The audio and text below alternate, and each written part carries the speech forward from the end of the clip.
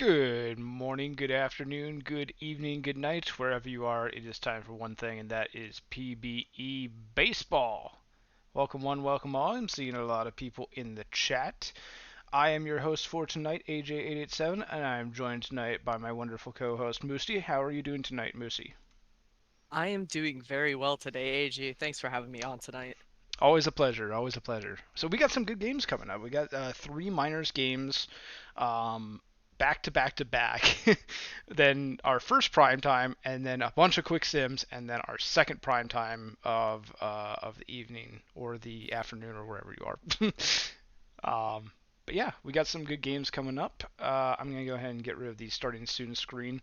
It's still a couple minutes to the top of the hour, so we have a little bit of time to chat while chat is still filtering in. Um, ask the booth, how are we? How are you? How are we doing? Uh, I'm doing pretty good. Had some good wings for dinner. How about you, Moosey? I'm doing great. I had leftover canes for dinner. I put it, reheated it in the air fryer. And OBG, if you're wondering, it is not a new microphone. Um, my voice has just dropped a significant amount since last time. Nice. Um, and it's always the cane sauce. Cane sauce is awesome. Is that raising? That's Raising Canes, right? Raisin canes, yes, The sir. cane sauce. I That is like the one sauce where it's like it doesn't have like an actual flavoring in the name, but I still really enjoy it. Like I don't know what I'm eating, but it's good. But yeah, for mine it was from Buffalo Wild Wings, but Parmesan garlic for me. That's my favorite.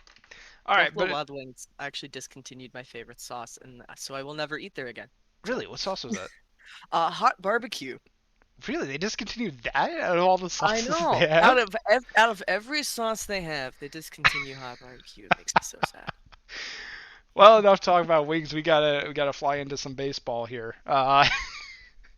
That was an interesting transition. I don't know where that came from off the cuff, but all right. We got some baseball. 6/12 is the first day of the sim, but we are on 6/11, June 11th, just showing off that there are no games left. These were all covered yesterday, midday. So we were going to go ahead and finish off 6/11 and head on into 6/12, where we have our first ball game of the sim to watch, and that is going to be the Dallas Dynamos taking on the Amarillo Armadillos. So as we take a look at the head-to-heads here, um, I don't know if we have a mod in the chat who can fire up a prediction for us. But looking at the head-to-heads, Moosey, I think the sim favors the Dillos here. I think so too. Dillos definitely have uh a decent core going. Having reigning rookie of the year Shion Okamoto on the team. Mm-hmm. Dallas has done a lot of building after finishing last uh this past season. So they're just hoping to not finish last, I think. Well, we will see. You mentioned Okamoto, also a future Vandal rookie, hmm hitting 287 already on the season. Only one Dillo is hitting better than them, and that's Fiddle McGee, who, as you can see, has that little fire symbol. They're hot right now. Um, while we're talking about this, be sure to get your predictions in chat. Total errors over under 2.5 is the prediction. So make sure that you get your prediction in, whether it's over or under that error mark. Um, and as you mentioned, Dills have a pretty good core. It seems like their overall ratings in general are a bit higher than the overall ratings for the Dynamos here. hmm Also, shout out to bot legend Katso, the designated hitter for the for the Dynamos. 317 for a bot hitter. That's crazy.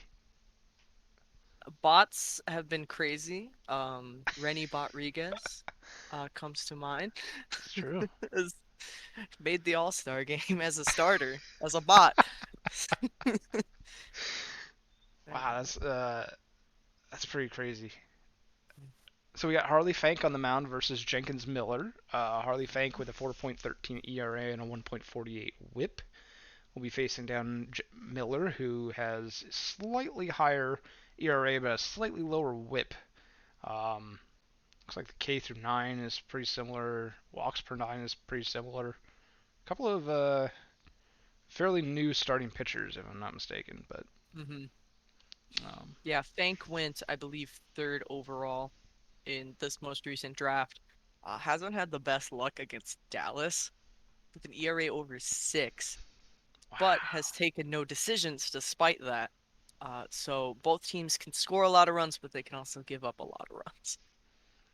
So So in before a 1-0 ball game. yeah, I was gonna say we're gonna be 0-0 in the 16th, and then you're gonna have to eat your words. Yeah. But predictions have closed. Looks like under has it here. 70% of the votes headed for that under 2.5, while actually the majority of the voters um, are in that 30% of the votes for the over. So that's interesting. A lot of big spenders on the under, but we're gonna head on into game real quick. I'm gonna remember this because it happens to me every time. We want to set the player size to 160 because every single time I start this game, it decides, nah, you're like small players. All right, everything else looks good, so we are gonna go ahead and get on into game. And Moosey, you are going to kick us off with the Dallas Dynamo's batting lineup. Is that correct? That I am. All right, take us away. Let's get it started.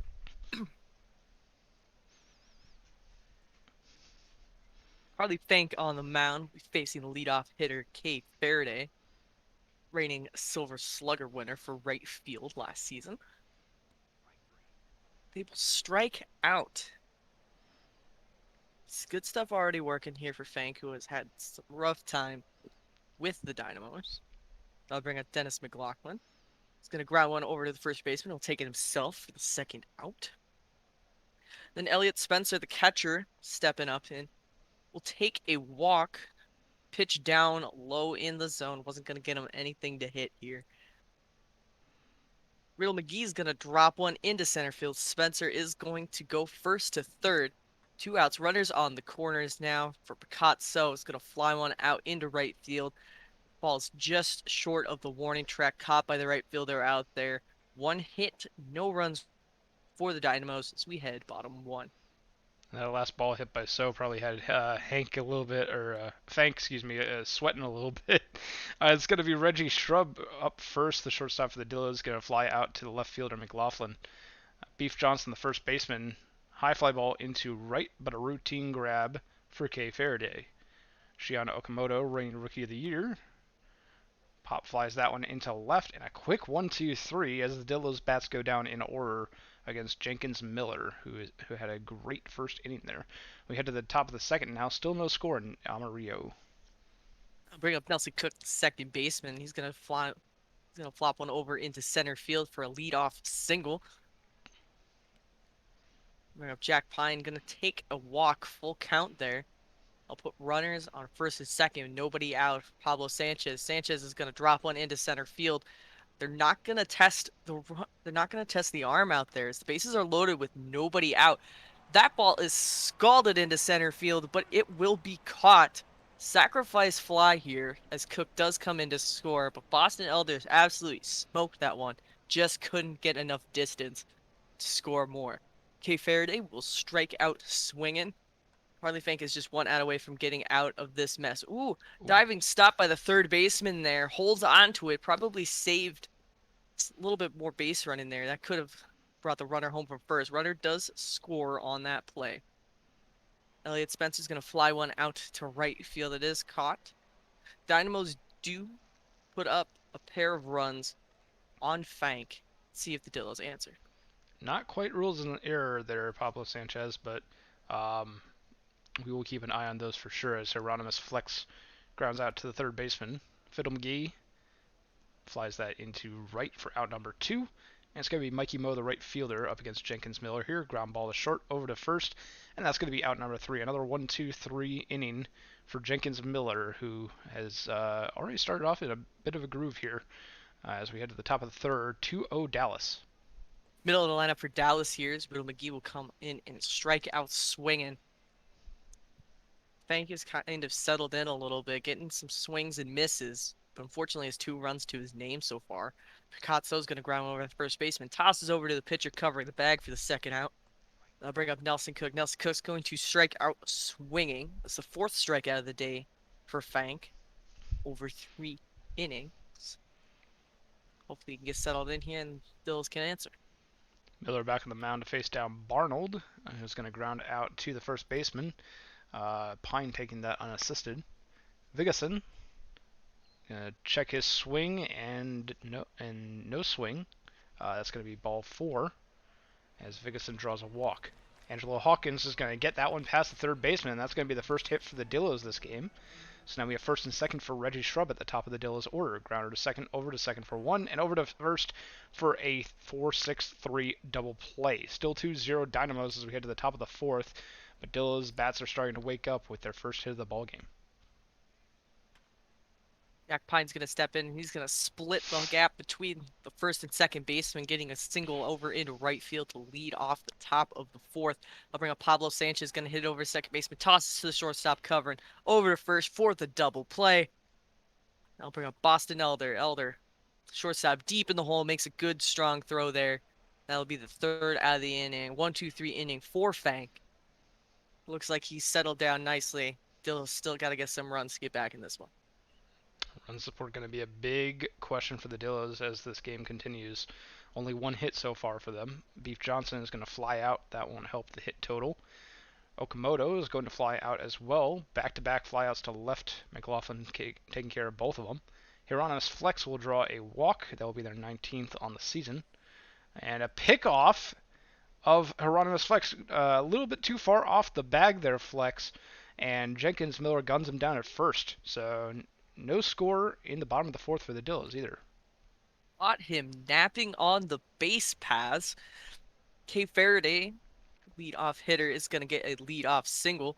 Hit and run here seems to be applied. It'll be a productive out. Over second baseman. Oh, I'll try to cut stealing, but the overthrow there. As the ball gets out of the hands of the third baseman, Faraday is going to come around to score. Here's your first error of the game. Elliott Spencer, a long fly ball out into left field, but that will be caught. I'll bring up Riddle McGee. Gets caught looking right down the pipe. Just can't pull the trigger. Dynamos do get another one on some really good base running and a little help from the defense. Fiddle McGee is going to get the Dillos bats off to a good start here in the bottom of the 5th. That was a line drive right up the middle for a single. However, Mikey Moe is going to ground into a fielder's choice, and McGee is taken off of the base paths here. Moe headed for second, and that's going to be a stolen base, number 7 on the season for Mikey Moe. Big Barnold, high fly ball into left, but that's going to be caught by McLaughlin, and now with 2 outs and a runner on second, it's going to be Vigason, who grounds out to second for out number 3, so the Dillos get a runner into scoring position, but they can't bring him across. Still 3-0 Dallas as we head to the top of the 6th now. Only 1 error on the board for all of you following the prediction. Picazzo is going to get a little infield single. Pretty much a bunt at that point over to the pitcher. Couldn't make that play in time. Nelson Cook's going to drop one in between third baseman and shortstop for another single here. Jack Pine's going to step up as Firehawk, the new pitcher, comes in relief of Fank. Fly ball into center field. No tag, though. Thought it might have been deep enough. Oh, and a steal of third base. And so is safe. That puts runners at the corners now for Pablo Sanchez. Another nice productive out there. Ground ball. Second baseman could only get the force out at second. Runner does come home. Boston Elder will strike out swinging. The Dynamos put up yet another run off of some quality base running. It's going to be Hawkins, Shrub, and Johnson due up next. Hawkins, liner up the middle. The center fielder Edler is going to let that drop in front of him as Hawkins has a base hit. It's going to be Reggie Shrub watching as Hawkins takes off for second and gets gunned down, caught stealing by the catcher Spencer. Reggie Shrub is going to strike out on the screwball, so they went from having a runner on first and nobody out to having the base paths empty and 2 outs for Beef Johnson, who is going to go down on the circle change. Jenkins Miller now through 6 shutout innings as we head to the top of the 7th. Dallas is going to look to add more to that 4-run lead. Lineup has turned over as Kay Faraday steps in for their next at bat, gonna fly one out into center field for the first out. Dennis McLaughlin will step in, gets one over into left field for a single. Maybe thought about going for second with nobody covering, but then ends up staying there. Elliott Spencer will strike out swinging. That'll bring up Riddle McGee. And McLaughlin is off and running. He'll take second base. Runner in scoring position now. Check swing, but he got called on it anyway. That is a strikeout on Riddle McGee. You go bottom 7. It's stretch time. That's going to be Okamoto leading off for the Dillos, and it almost beats out the throw from shortstop, but that's going to wind up being a ground out for the first out of the inning. Hirano's flex, routine fly ball to right, and Fiddle McGee with the base paths empty and 2 away is going to follow suit with another fly out to right field. Jenkins Miller now through 7. We'll see if they stick around. They're at 82 pitches, so still looking solid as they head to the 8th. Firehawk going into their third inning of work here. Facing Picasso, who's going to get a lead-off single. They'll bring up Nelson Cook, who's going to strike out swinging. Jack Pine's going to step in, and So is going to go for second. Ball gets away from the second baseman, and So is suddenly on third base. Another error. There's 2 on the day. People watching at home. Pablo Sanchez going to fly one out to center field, but there were 2 outs already, so no run going to come across there.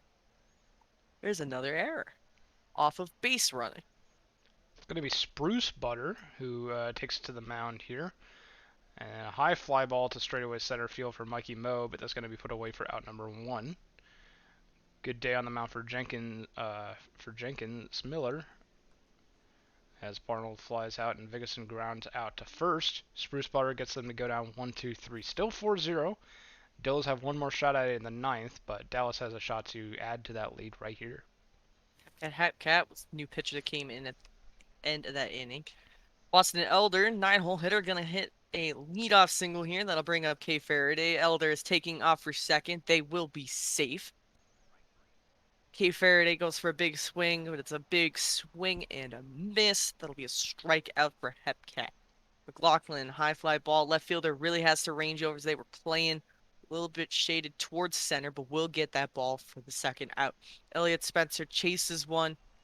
Will get that strikeout. Dillos only have 3 outs to get 4 or more runs. Keep this game going. Over fans hoping for an error this inning as they got one last shot at it. Angelo Hawkins grounds out to first. Reggie Shrub is going to go yard, though, 469 feet. Dallas is still out in front by 3 runs, but Reggie Shrub has just made it a little bit closer of a ball game here as the Dillos have finally put their first run on the board in the bottom of the 9th, but will it be enough? Marin Rodriguez is going to enter the game for the Dynamos to face off against Beef Johnson, who singles into right center. Nope, make that a double as they take off for second and get there easily.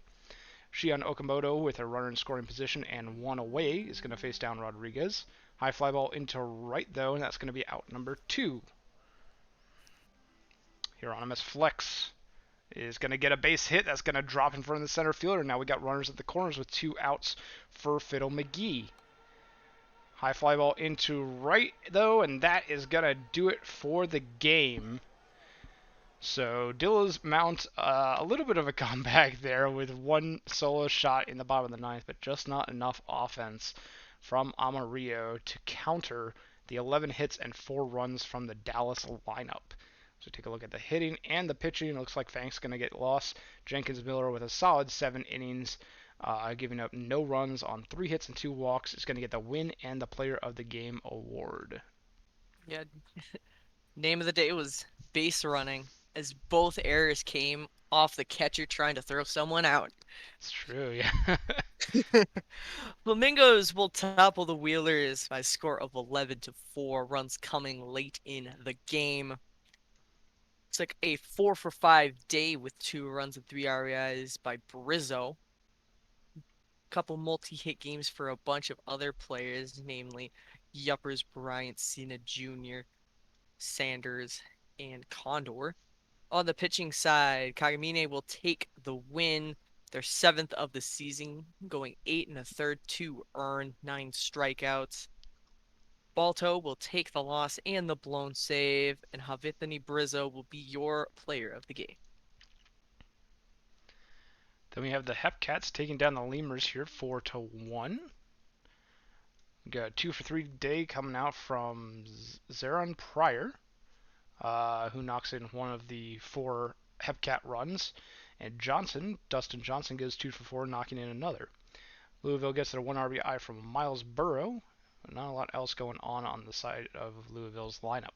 Roxas takes the loss, while Lincoln Birdwhistle gets the win for Kansas City, their 4th on the season. O'Sullivan gets their 9th hold, and Sexy gets the save. Lincoln Birdwhistle, your player of the game, 6.1 innings, only 1 run given up.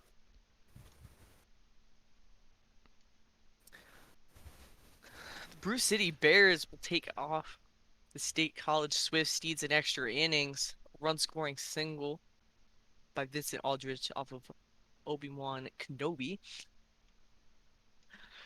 4 for 6 day by Underrated on the side of Brew City. Multi-hit days for Paza and Johnson on the side of State College. Down to the pitching, both starters did not go very long with 4 and 3 innings apiece. Blown save goes to Khan, lost to Kenobi. The win goes to Justin Jett. Vincent Aldridge will be your player of the game. And the last minors day for the 12th is going to be the Firehawks downing the Kingpins here 9-3. 2 RBIs for Cleary at the bottom of the Chicago batting order, while California gets a 5 for 5 day with 4 RBIs and 3 runs scored by Sawyer Stern. What a day at the plate for Stern. Robert Grimes will get the win for California, while Aaron Beckett gets their 5th save. Mitch the T-Rex gets tagged with their 3rd loss of the season for Chicago, and Sawyer Stern will be your player of the game. Excellent day at the plate. Anytime you go 5 for 5, you're going to be really happy about that. We'll head to the majors, and Moosey will take the first one.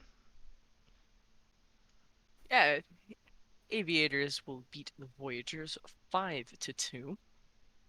A 4 for 4 day by Kirk Swerve on the side of New York. On the Outer Banks side, multi-hit days by Willie Colon and Tex Walker. On the pitching side, Port Torkelton will take the loss. Walker Cato with the win. Domingo Pozo will take their 8th save of the season. Walker Cato, the starter for Outer Banks, will be your player of the game. I wasn't going to point out Shoe's bad day, but chat pointed it out for us. Vandals snapped the losing streak at 10 as they get the win here against San Antonio Sloth 6-3. 2 RBIs for Sweedot, who goes 2 for 4 on the day. On the side of Vancouver, you got 2 RBIs each from Jay Doctor and Sam Andrews. Greg Digger Jr. gets the win with 6.2 solid innings. Nolan Windsor takes the loss. Homer Fuji will get the 2 innings save, their 5th of the season, and Greg Digger Jr. will be your player of the game. Great job, Vandals. Mikkels will win 3-2 over the Raptors, scoring the runs and holding that lead. Only 5 hits by Boise, all coming from various players. A 3 for 3 day by Jay Kane, though, on the Maui side. Andrew Lucas will go the complete 8 innings, but will take that loss. Robert Mountain will take the win. Miko McKinnon with the hole, and Scotty Omega with the save. Andrew Lucas, the losing pitcher for Boise, will be your player of the game. Then we have the Buffalo Surge taking down the Crabs here. Both teams now at 13-28. Surge win this one 6-0 here. 2 hits from Cloudera on the side of Province, but no one else with anything worth mentioning for the Crabs lineup. Buffalo has a 4 for 5 day with 3 runs scored and 2 RBIs from Wendell Meredith at the top of the order, and Finn Reese also went 3 for 4. You Need to Calm Down gets the win for Buffalo, going 6 shutout innings, while Reed Sutherland gets the 3 inning perfect save. Ivy Leaf takes their 8th loss for Providence, while Wendell Meredith gets the Player of the Game award.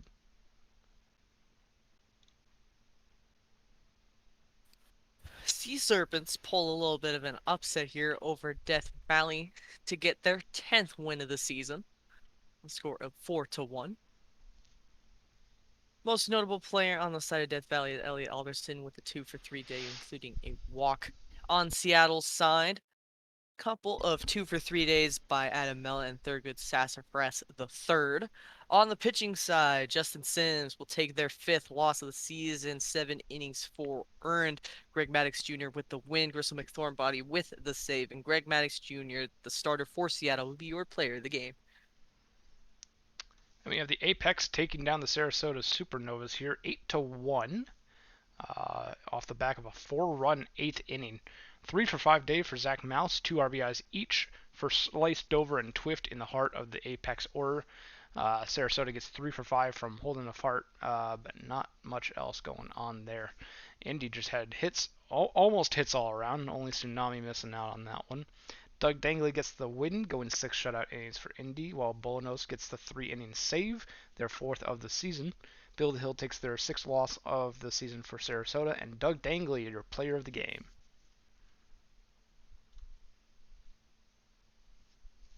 Nashville will deal the Demons a 10-7 loss. Looks like all but Glamo got a hit on the side for Detroit with a 3-for-5 day by Nicholson Dimes and Victor Herrera leading that charge.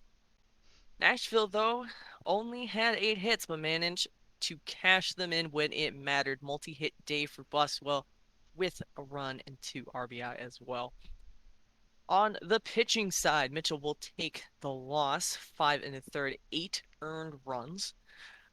Brown with the win, Mixon with the save, and Jason Buswell will be your player of the game. And then we have New Orleans taking down Cancun here, 3-2, close game between these two champions teams. Cancun having a 2-for-4 ball game from Ernie Witt at the top of their lineup, scoring twice. New Orleans has a 3 RBI game from Todd Hafner. Aiden McDougal gets the no decision on the start for New Orleans. So does Leo Robert. Ryan Schublo is the save, and Tony Gunk gets the loss for Cancun, while Luke Wright will get the win for New Orleans. Pleasant's the save. Aiden McDougal, your player of the game, with 6.1 innings, 2 runs given up, striking out 9. That's going to do it for June 12th as we finish that one off. We head into June 13th, where we have another minor league game to watch, and that's going to be the State College Swifties facing off against the Florida Flamingos. So go ahead and bring up the head-to-head here. And Moosey, walk me through what you're seeing with these lineups here while I fix the volume for our commissioner. It's all Flamingos all the way here, minus the 8th hole, which has a slight disparity. Len Kagamine came off of a really strong season last uh, down in S26. Having a little bit of a rough start here, but Florida is not shy about leaning into their starters. Their lineup has definitely improved, having the rookies getting near that precious, precious cap for the minor leagues. It's gonna be a slugfest. Florida has been struggling past couple of seasons. Now they're kind of on the rise. So they look to really make a run this season. State College still kind of in a bit of a building stage, haven't really found their identity yet. Though their rookie starter here, CJ Brandonson, has done well against Florida in his start against them this season. Ooh, and an interesting bet here. Winning team scores how many runs? Over under 8.5. How many runs does it take to win this game? Got about a minute left on the submission. And what I'm looking at here that the stat team kind of drew my attention to is Flamingos have maybe one of the best offenses in the minors here. They got their first 5 batters all hitting above 300. That was going into the day, and after one game, they're still all hitting over 300, with 2 of them hitting above 350, that being Wolfruff and Brizzo. at the 2 and 3 slots. So keep an eye on those hitters. Flamingos also are second in the league in stolen bases, while the Swifties have the second worst defensive caught stealing percentage in the league.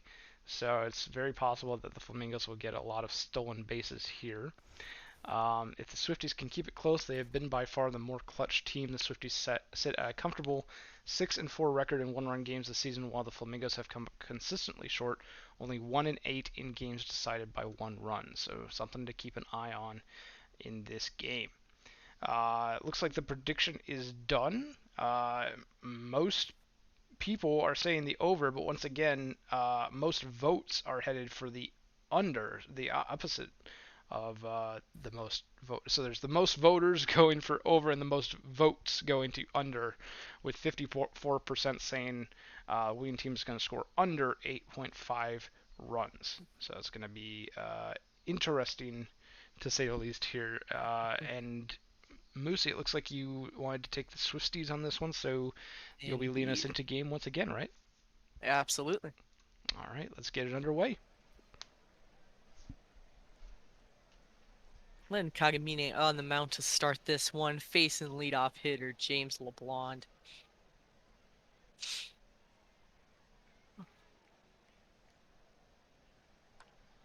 Starting things off, first pitch, swinging grounder over to third base. Good strong throw for that first out. They'll bring up Eshelman. Eshelman's going to split the middle here, get a single into center field. That'll bring up Ian Baez. Gonna take a full count walk. Pitch, was just a bit outside on that one. I'll bring up Dweezil Paza. Gonna go for one, but will strike out swinging. They'll bring up Vincent DeRosa. Gonna sky one into center field. Center fielder Cena Jr. gonna have to run back on it, but he's got the range. He's got that out. So we will go to the bottom of the first for Florida. It's going to be three heavy hitters due up for the Flamingos, as we mentioned, the top five all hitting above 300. Stand up, however, won't increase the average on this at bat, but will get on base with a walk. Bark Bark Woof Ruff is going to pop fly that one into just behind second base. Shortstop takes care of it. Brizza goes down on strikes, and it's going to be Babe Bufflin with a runner on first, and stand up takes off for second, and will walk away with their 29th stolen base of the season already. Amazing. Babe Bufflin, though, is going to single in a run and bring up their RBI total to 42 as Florida takes the first lead of the ball game here, 1-0 off of CJ Brandonson. Yup Yuppers will draw a walk, and now we got first and second for Eddie Garr, the DH from Florida. High fly ball into right field, and that's going to do it for this inning, but not before Florida scores one run off the bat of Babe Bufflin, knocking in a run. 1-0 Florida as we head to the top of the second.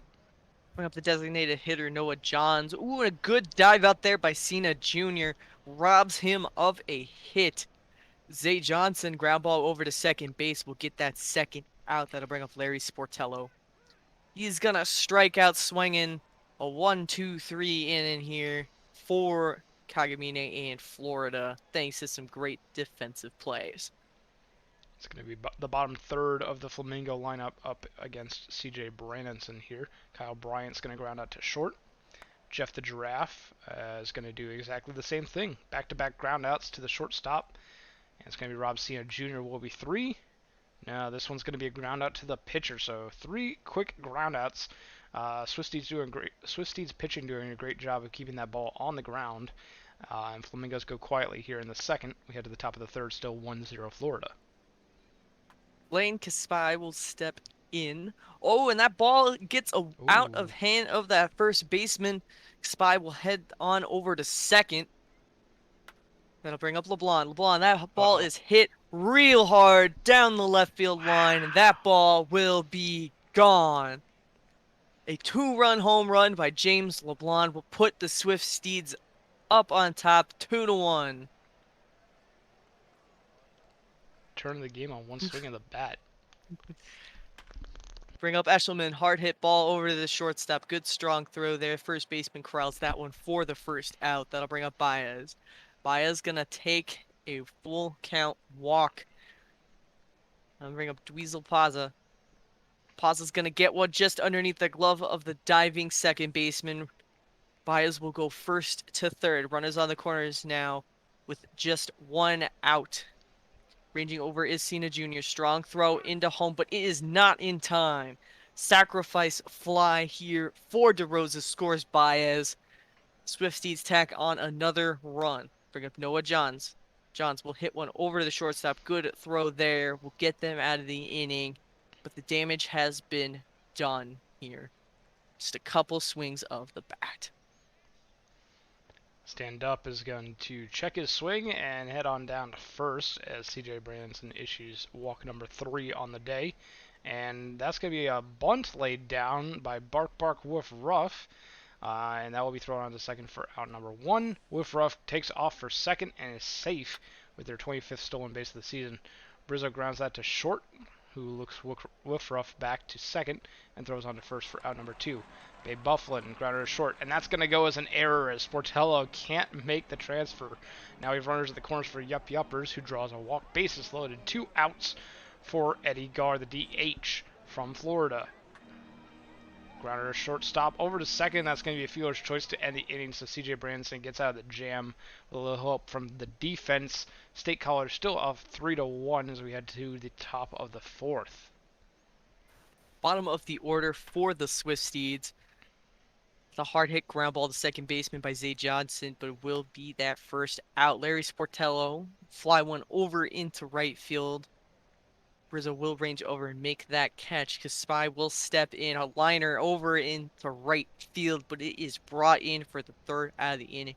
Kagamine settles in with a 1-2-3 after giving up those 3 runs the previous inning. Kyle Bryant's going to ground out to second for the first out of the bottom of the 4th. Jeff the Giraffe skies that into left field. That's going to be out number 2. It's probably about eye level for Jeff the Giraffe. Rob Cena Jr. going to ground out to second, and the Flamingos go down in order as we head to the top of the 5th. Score still at 3-1. Swift Steeds leading. Lineup turns over. Kagamine is going to keep going in this one. LeBlanc's going to split between the third baseman and the shortstop, get a single over into left field. That'll bring up Eshelman. Hard hit ball over into center field. Good range out there. Will drag it in for the first out. They'll bring up Baez. Going to get one over the shortstop's head. Blonde is not going to go for third on that hit. Just a little too hard off the bat. Paza will strike out swinging. Third strikeout of the day for Kagamine. That'll bring up DeRosa. DeRosa going to strike out to end the inning. Getting some runners on, just not able to cash him in once more.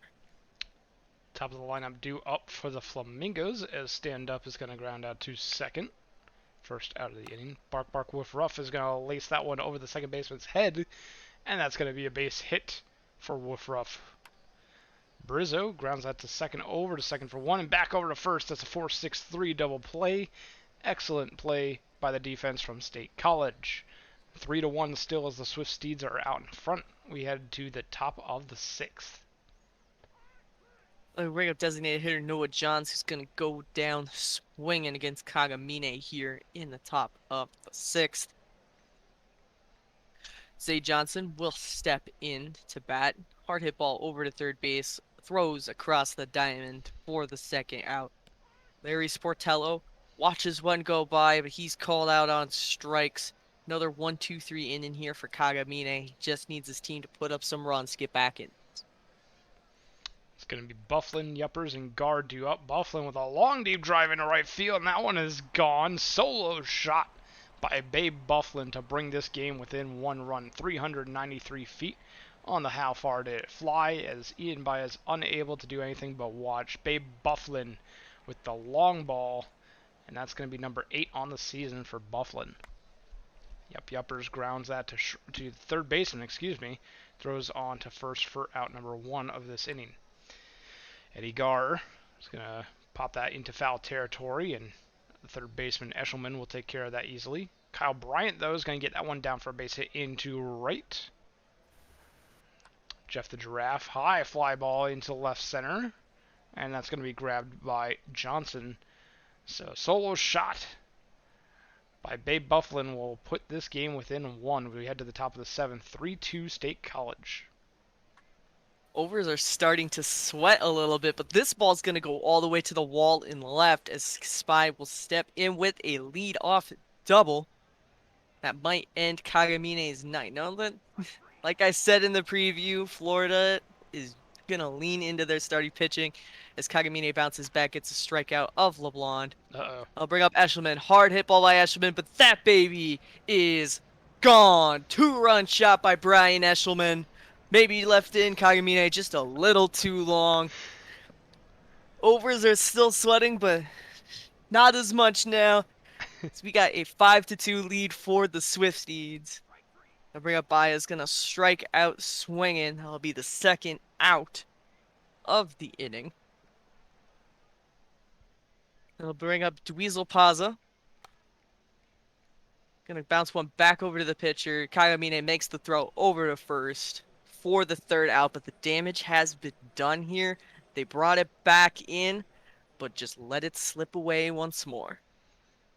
Time for the stretch as we head to the bottom of the seventh. 22 is going to come into pitch, and Rob Cena Jr. will get a. I don't know if that was credited as an error or an infield single, but he is on first base. Stand up goes down, strikes, and off for second goes Rob Cena Jr., but he gets gunned down by the catcher, blank space. Bark Bark Woof Ruff is going to go down as well, and we have the bottom of the seventh in the books, heading to the top of the eighth. 5-2 State College still leads. Bring up DeRosa. Hard hit ball will get down over into left field for a leadoff single facing Johnny Quill, the relief pitcher for the Flamingos. Ground ball over to short, but that they will only get the force out at second. So Johns will make it over to first base. Zay Johnson's going to drop one over into left field. Runners will go station to station. That'll bring up Larry Sportello. Ground ball in the infield. Pitcher will throw over to second baseman. Get that runner out there. Now we have runners on the corners. 2 outs for blank space. Going to get that force out over at second base. Going to get them out of the inning here. Florida really needed that to keep themselves in the game.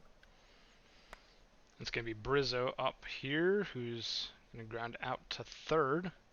Bufflin, who had a solo shot earlier in the ball game, is going to send that one towering into shallow left field. The shortstop takes care of it. Yep, Yuppers is going to lace that one down the line, though, and that's going to be at least one, probably two. Yep, safe at second is Yuppers. And we have a runner in scoring position with 2 outs for Eddie Garr. Garr short and over to first, though, and that's going to end the threat as we head to the top of the ninth. Florida's going to have one more shot at it in the bottom of the ninth, but State College can add to their total right here. They got just the part of the lineup that they need. The top of the lineup. They'll bring James LeBlanc. He's off and running. Shortstop doesn't even make the throw. Too risky. Can't catch the speedy LeBlanc as he will take a leadoff single. Brian Eshelman will get a walk. Runners on first and second now. Ball over to third. They will throw over to the second baseman covering to get that force out. Dweezil Paz is going to split the left side of the infield there. Gonna get a runner in with a single. They'll bring up Vincent DeRosa. He's gonna take a walk. Mingo Slice, the new pitcher, in, and the bases are loaded with just 1 out. They'll bring up the designated hitter, Noah Johns. Oh, the ball's hit over to the shortstop, but he bobbles it. He can't pick it up. That could have got them out of the inning, but instead, another run will score. Bring up Zay Johnson, who's gonna strike out swinging. Bringing it to bases loaded, 2 outs for Larry Sportello. Sportello's going to ground one over the first baseman. Tosses over to the pitcher, covering the bag for the third out. Another 2 runs scored by State College. Florida has quite the hill to climb the bottom of the ninth. The over's really sweating now. They've got one last shot, and that's for Florida to make a big comeback here. Kyle Bryant will get them started with a single, but Jeff the Giraffe grounds it into a double play, and now it's Rob Cena Jr. with the bases empty and 2 outs. And make that 3 as a ground out to shortstop is going to end this one and put it in the books. 7-2 Unders have it for this one, as the winning team comes out with 7 runs, that being the State College Swifties, who take down the Flamingos 7-2. There's the batting and the pitching. The Branson gets the win. T2 gets the save, their third of the season. Kagamine the loss. And James LeBlond will be your player of the game. LeBlond went 3 for 5 with 2 RBIs and 2 runs scored. Let's see. Go around the league now as the Hepcats will extend their win streak to 7 games as they topple the Dallas Dynamos, score 8-6. A 4-for-4 day by Jacob Minion, the 9-hole hitter for Kansas City. On the side of Dallas, a 3-for-5 day for Elliott Spencer, their catcher.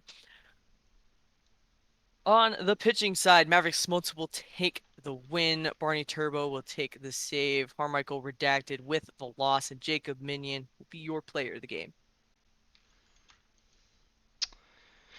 It's going to be the Lemurs taking down the Wheelers here. 8-7. Close game and a spike in the opposite direction. Bottom of the ninth comeback by the Lemurs, who walk it off on a 3-run homer by Lump O'Sullivan. As a strong contender for your player of the game, especially since they went 3 for 4 on the day total. Barry Bonds, the DH, gets 3 RBIs as well. Anchorage has a 4 for 5 day for Bobby Roode and 3 RBIs for Bennington. Bennington? I apologize. Lead Dog gets the hold. PD Rizzo the loss on the blown save. Tsunami gets a blown save as well. And Bonita will get the win for Louisville in relief. Lump O'Sullivan, your player of the game.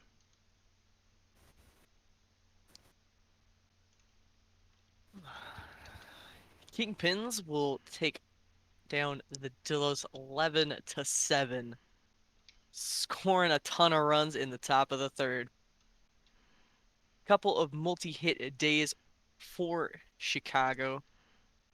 Most notably, Radiant Sam going 2 for 5 with 3 RBIs. So Chicago had more walks than hits in this one. On the side of Amarillo, 3 for 5 day with 3 runs for Beef Johnson. Somebody brought the beef. On the pitching side, Cameron Grimes with the win. Sayosi Multi-Pele with the whole. Smoothie Vert with the save. Sun Sin Yi will take the loss, their 5th of the season. Beef Johnson will be your player of the game. And thank you, AJ, for 5 gift subs.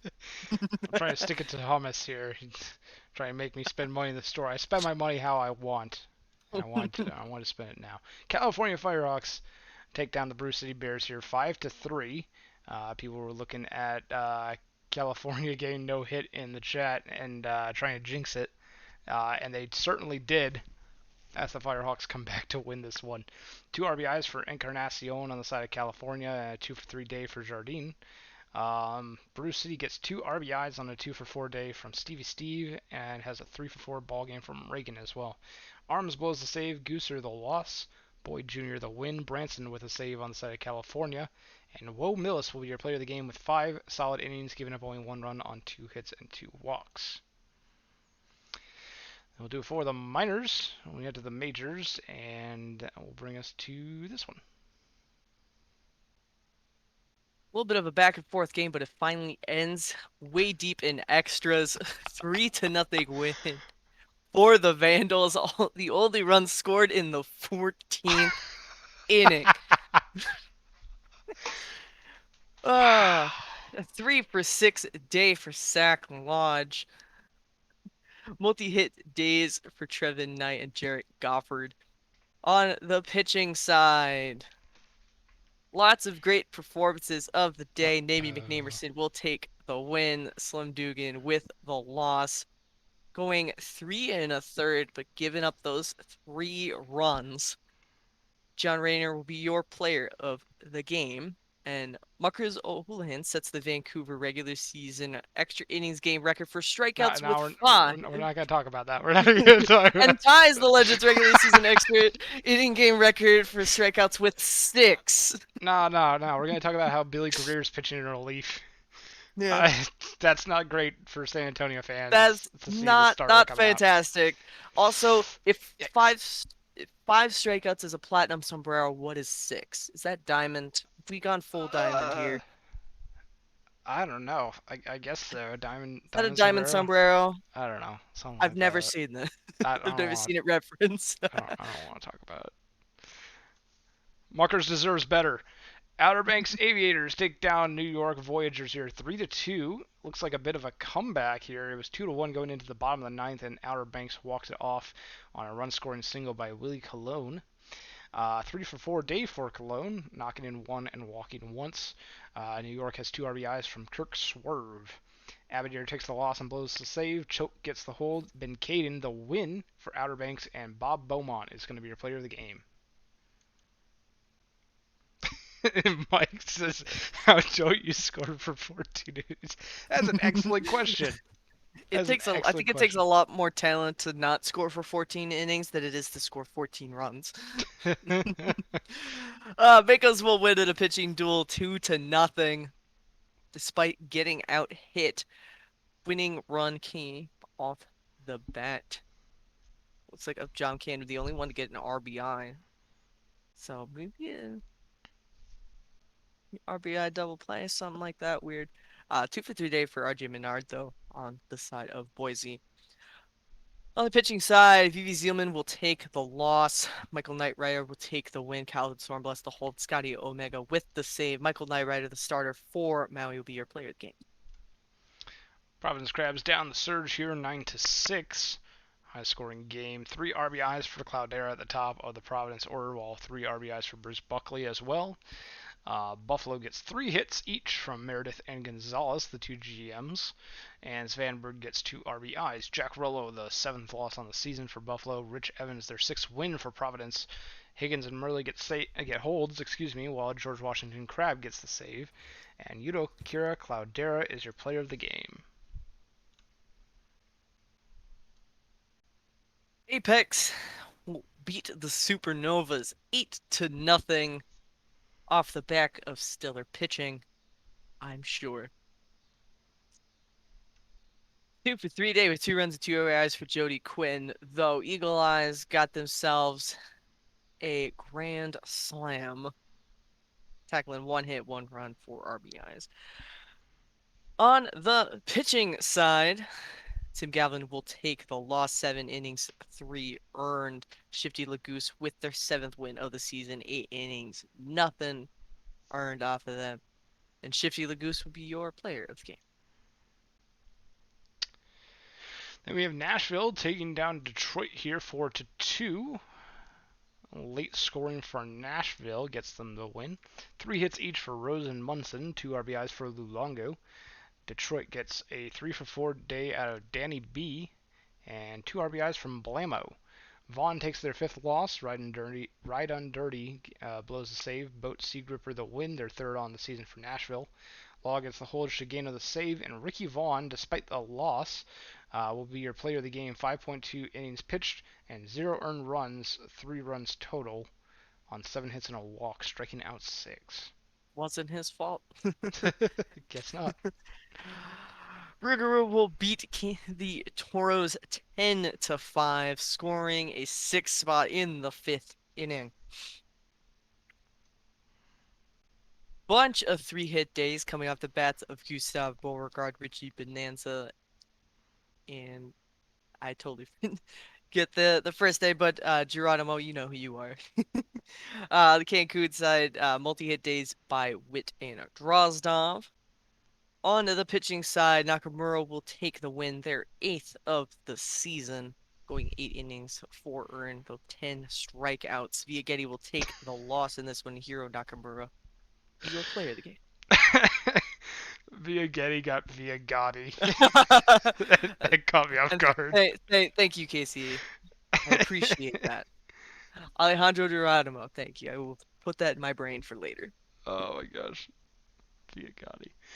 Death Valley Scorpions take down the Seattle Sea Serpents here 5-2.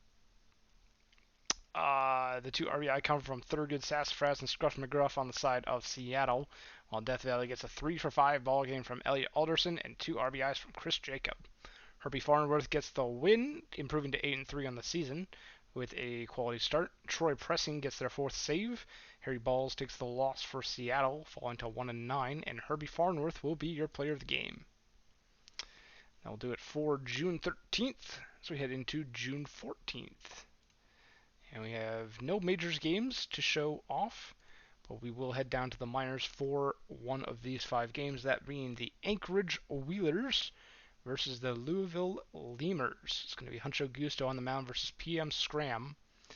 And it looks like, based on the head-to-head, Louisville might be a little bit favored here. Only a little bit. Let's see. What are you seeing here between these two teams, Moosey, as we get a prediction going?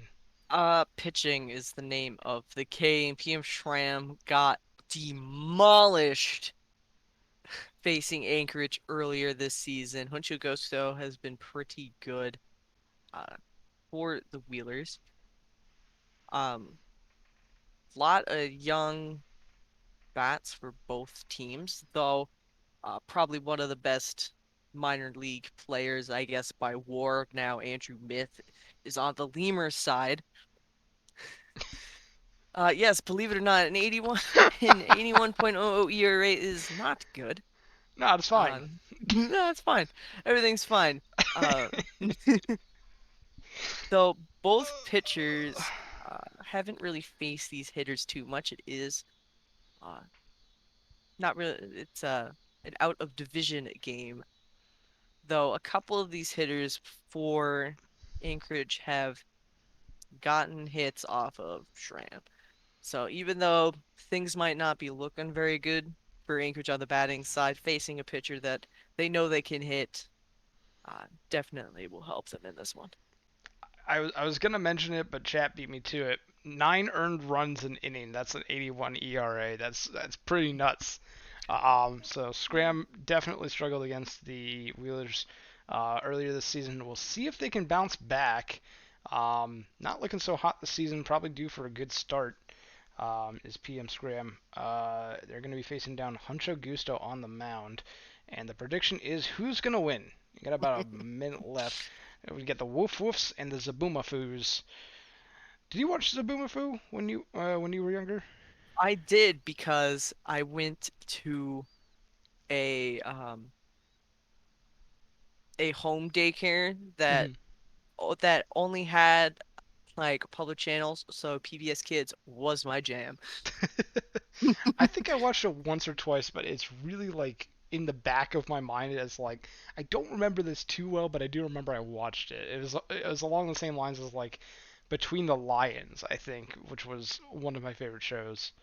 Um, when I was really young. Did you ever watch that one, Between the Lions? I don't think I did. I it feels like a fever dream now, but it was like a show about lions that read in a library, and like each of their books was like some kind of they had like recurring book themes, and there was one called Cliffhanger, which would always go Cliffhanger, hanging from a cliff, and that's why he's called Cliffhanger, and like that. And it would always end up with the guy still on the cliff. He would try to get down from the cliff, but then it would always wind up with him back on the cliff. Like one might have been he fell off and then landed on a trampoline or something, and they came back. Hey, Mike knows what I'm talking about, cliffhanger. He knows. Thank you. I'm not. Uh, I'm not losing my mind. Cliffhanger. Oh my gosh, I need to go back and rewatch some cliffhanger like clips. Like, uh, there's got to be something on YouTube for it. it's nostalgia season, man. Like everybody's marketing towards like our age group Yeah. nowadays. What a wonderful kind of day. Uh 66% say the Zaboomafoo's are going to win it, while 34% say the Woof Woofs.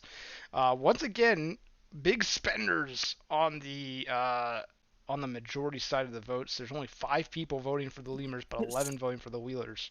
A beautiful 6'9" 6'9" coming out of the pocket of Beebs. Wow. All right. Well, we'll go ahead and get on into game and stop talking about Cliffhanger and Arthur and Zaboomafoo. We got some baseball to watch. So I will go ahead and take us into the game. I'm starting us off with the Anchorage Wheelers taking on PM Scram. Due for a good start here is Scram.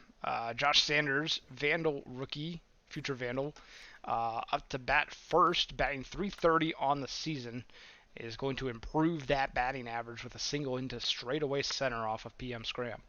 Krapokrasov, the catcher, is going to foul that one away. That's going to be out number one as it's caught by the third baseman. That one's going to get away from the catcher. Wild pitch credited to Scram, and Sanders is going to scramble on over to second base. Rude is going to ground out to the first baseman, but advances Sanders, who is 90 feet from the plate now for Jack Condor. And a diving catch by McGee from left field is going to end the inning. Anchorage threatened there, but the Lemurs got out of it as we hit to the bottom of the first. That'll bring up Andrew Myth leading things off. Gonna hit a high fly ball into center field. Easy catch out there for the first out. Miles Burrow, the third baseman, will step in, ground ball over to first baseman, tosses it to the pitcher who's covering to get that second out. That'll bring up Ruben Ramirez, hits one through the middle, but the shortstop had just a little too much range to get it. Toss over first for the third out. I did actually have Cartoon Network as a kid, Mike. I didn't watch it as much as like Nickelodeon or PBS kids, but I did have it and watch a few things on there. Grounder to shortstop, over to first for out number one as Bennigsen goes down. Marsh is going to fly out to left for out number two, and it's going to be Cooper Copeland who's going to ground out to short, and a quick 1-2-3 inning for PM Scram, who's starting to settle in after that leadoff single by Sanders. And at the bottom of the second now, as the Lemurs looking to break this scoreless streak of one inning. Bring up power hitter Lump O'Sullivan, who's not going to get anything to hit here and will take a walk. Forrest Gump hits a ball high and far, not far enough as it dies on left field warning track. Diddle McGee's gonna ground one over to second, tosses to the shortstop covering the base, back over to the first baseman for that double play to get him out of the inning. Back over top of third. It's going to be Sneck grounding out to third for out number one here, and Vladimir Porter is going to get that one past both the shortstop and the third baseman, and it's going to get on board with a single. Sanders back up and is going to get their second single of the ball game, advancing over Vladimir Porter.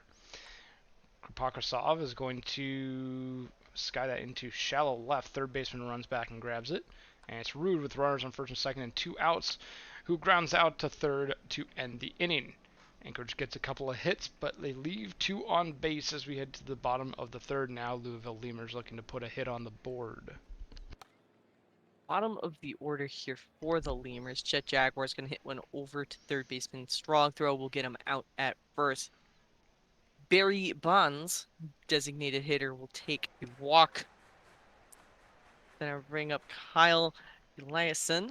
Gonna fly out to left field. Runner does not move up.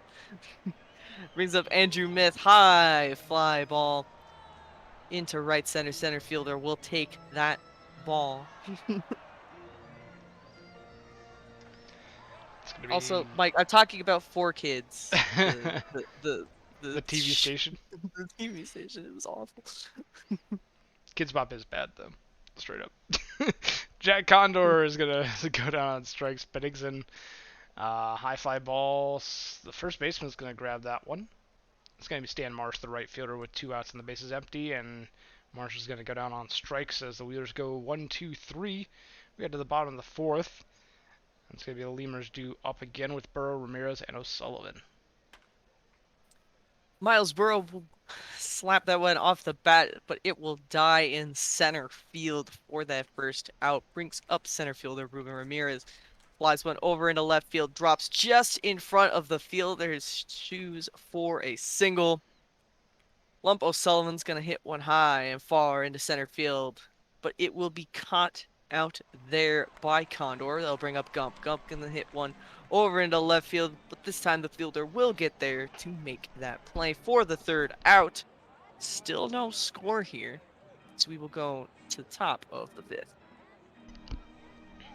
Cooper Copeland due up here against Scram, and Copeland's going to go down on strikes. It's going to be Sneaky Snack, followed by Vladimir Porter up next. Snack is going to draw a walk. It's going to be Vladimir Porter with a runner on first and one away. Back-to-back walks. It's being Scram starting to get a little bit wild here. Sanders is going to get a base hit, their third single of the ball game, into right field. Bases loaded for Krapokrasov, only one out. That's going to get over the second baseman's head, and that's going to score a run. That's going to score 2 runs as Krapokrasov gets on board with an RBI single, 2-run single for Krzysztof Krapokrasov. Runners at the corners now with one away for Rude. High fly ball into right center field, and the center fielder Ramirez is going to grab that, but that's going to be credited as a sac fly and an RBI for Bobby Roode. Jack Condor, the center fielder, up now with a runner on first. And that's going to be a grounder to third, thrown on to second for a fielder's choice. Anchorage scores 3. 2 runs off the bat of Krapokrasov and 1 off the bat of Rude.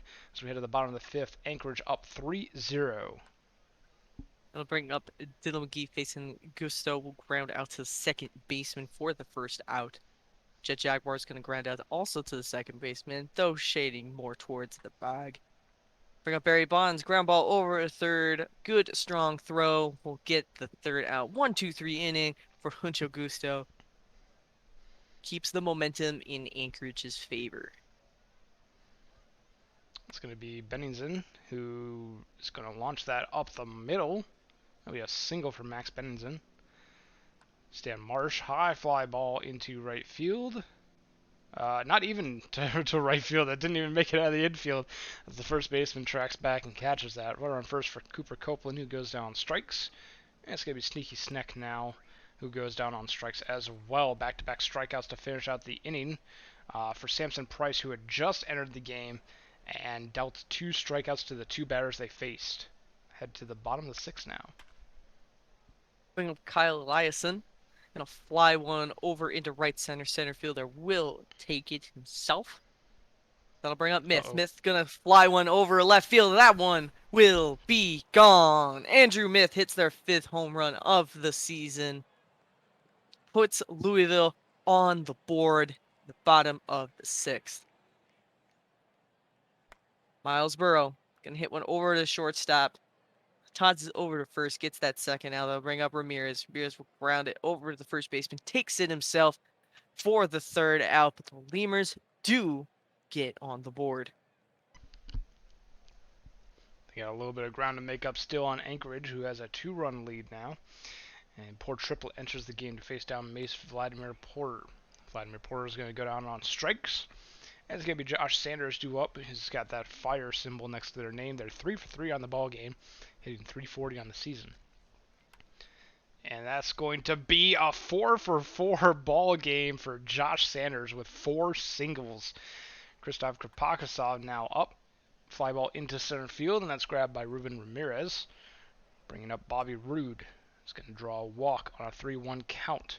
First and second now with 2 outs for Jack Condor, the center fielder, off of Pete Crimps, who just now enters the game. Grounder short over to second for 1, and that is going to be all they need as the fielder's choice ends the inning. Anchorage get a few on board, but no one across. 3-1 Wheelers as we head to the bottom of the 7th. Time for the stretch. We got Lump O'Sullivan, who's going to ground out to the first baseman, who will take it himself for the first out. Forrest Gump's going to get one just under the glove of the third baseman. Going to get themselves a single for that. Dylan McGee's going to line one to shortstop for the out. A walk dealt to Jet Jaguar will bring up the designated hitter. Barry Bonds, as Alaskan Assassin, will step in relief. Bonds will take a walk that'll load the bases. 2 outs for Kyle Eliason. He will strike out swinging. Lemurs load the bases, but get nothing for it. They still need 2 to tie, but only 6 outs to do it. Salami Tsunami enters the ball game as yet another Louisville Lemurs relief pitcher enters the game. Max Bennington, high fly ball in the center field all the way back to the warning track. Ruben Ramirez tracks it down.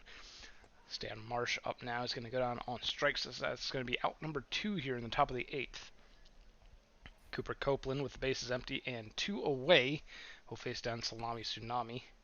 That's going to be a routine fly ball into right field and a routine grab for Jet Jaguar. We head to the bottom of the 8th, still 3-1 Anchorage. Louisville needs to score here. They can't leave a 2-run lead to the 9th.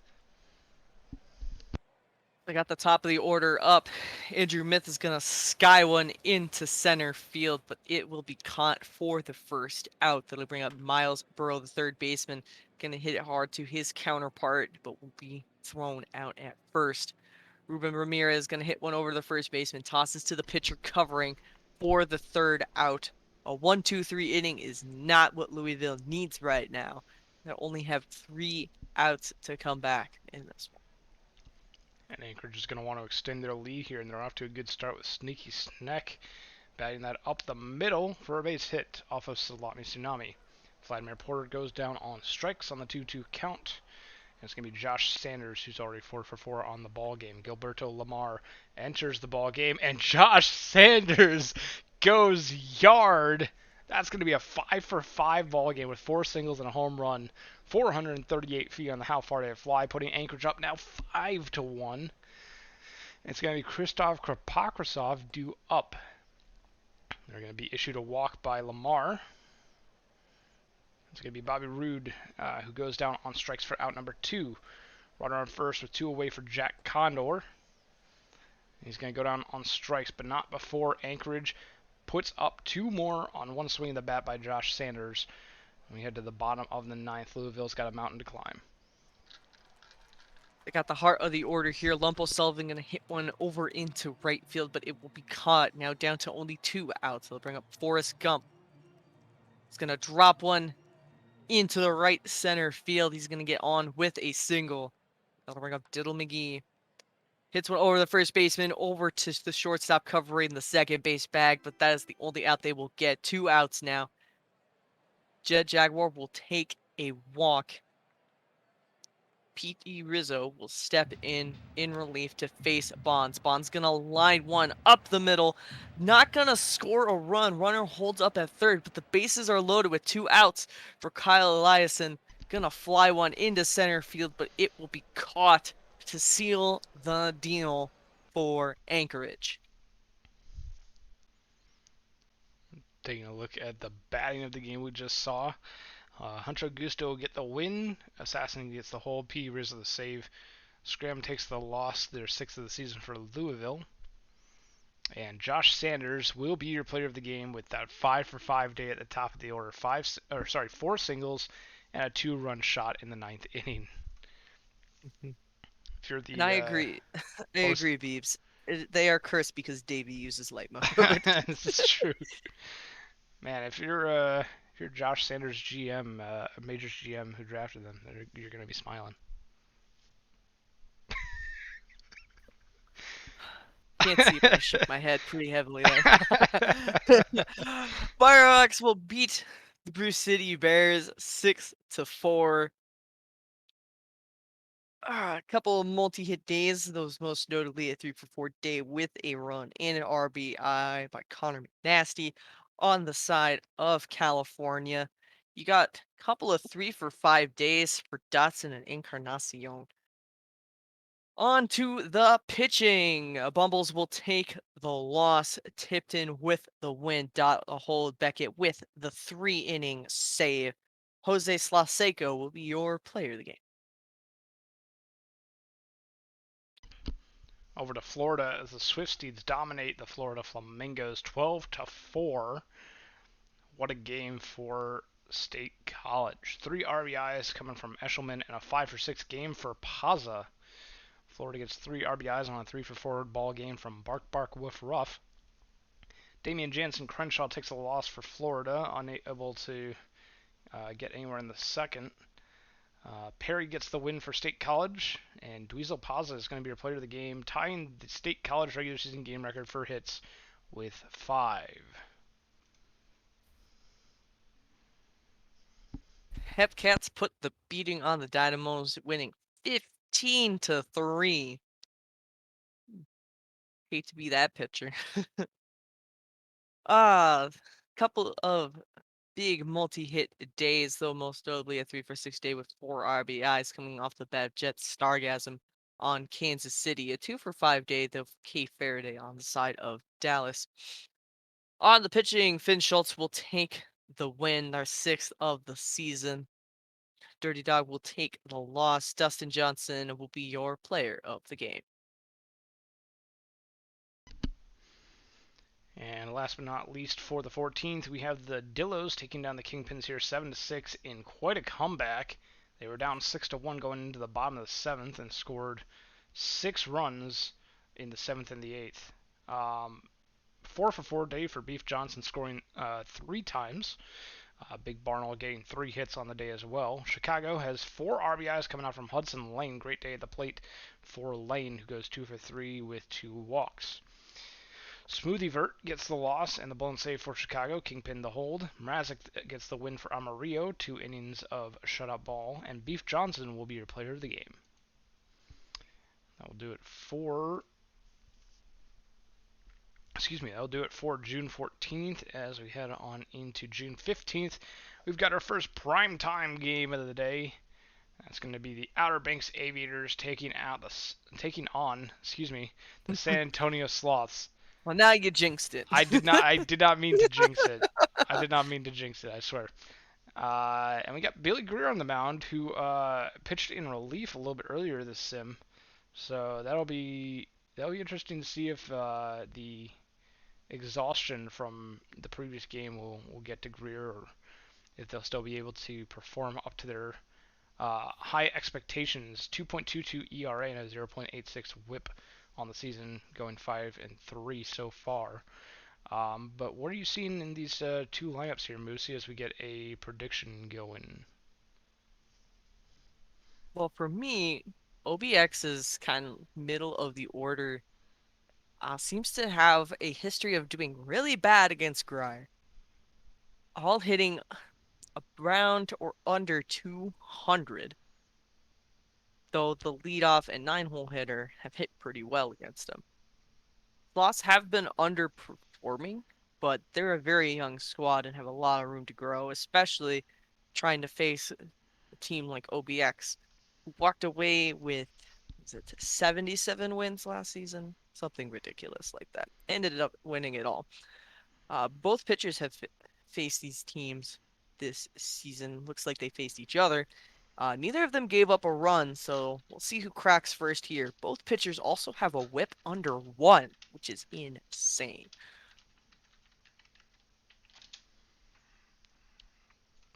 Definitely a couple of really good pitchers on the mound today.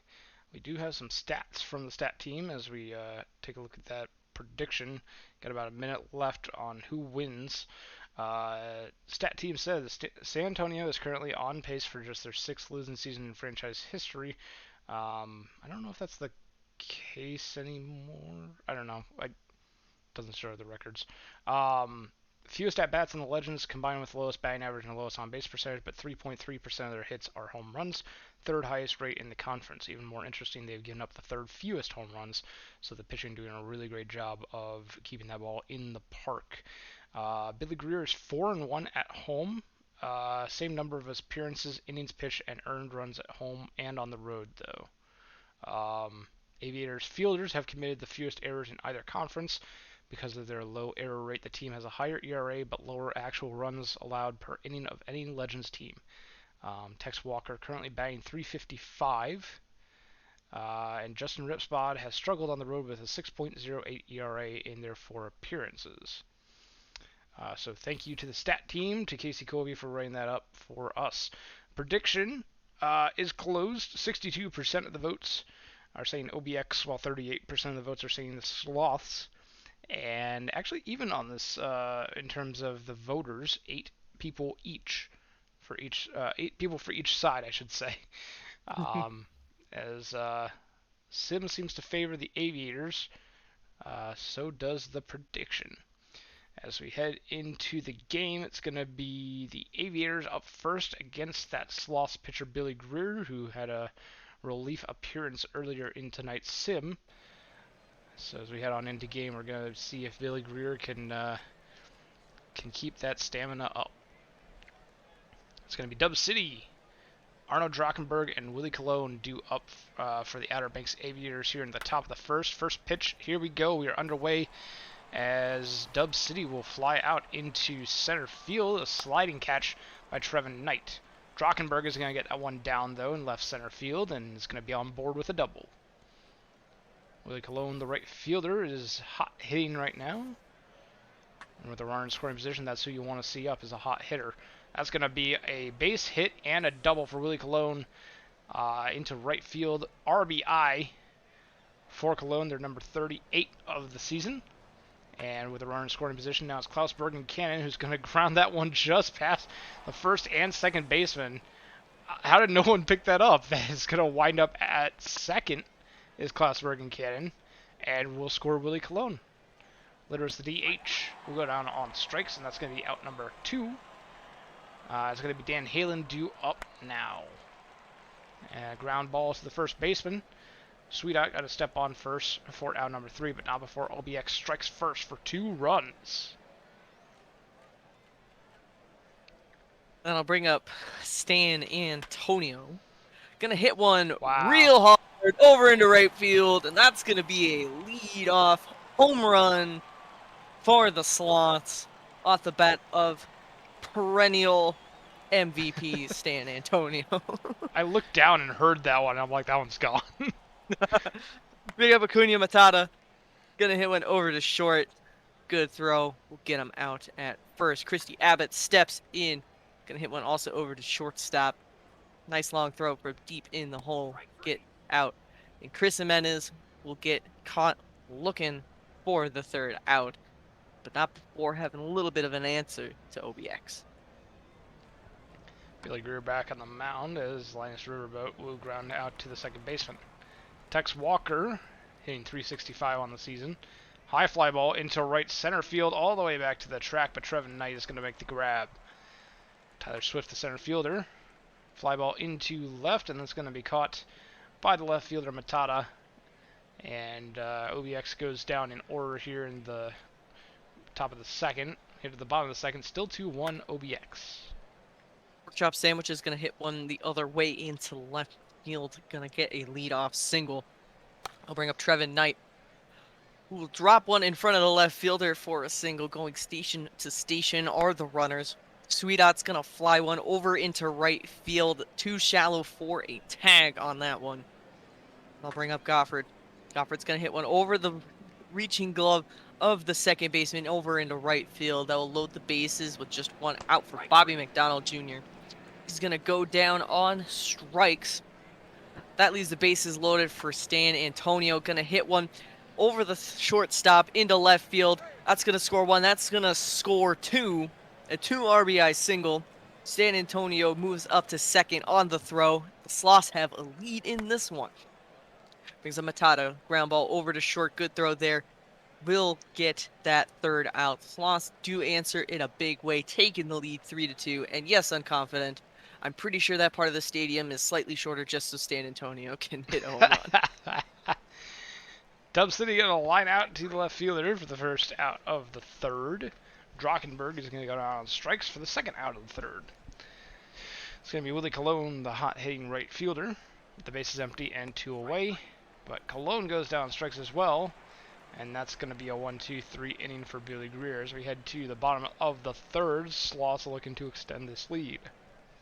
Heart of the order here trying to do just that. Christy Abbott going to fly one into right field, but it doesn't have enough carry to get out of here. Caught by the right fielder out there. Chris Jimenez is going to ground out to the shortstop for the second out. They'll bring up pork chop sandwiches, flying one the other way into left, but it will be caught out there by Drachenberg for the third out. Cleanup hitter due up against Billy Greer's Klaus Bergen-Cannon, the first baseman. Just going to draw a walk here. And it's going to be Litteris, the DH.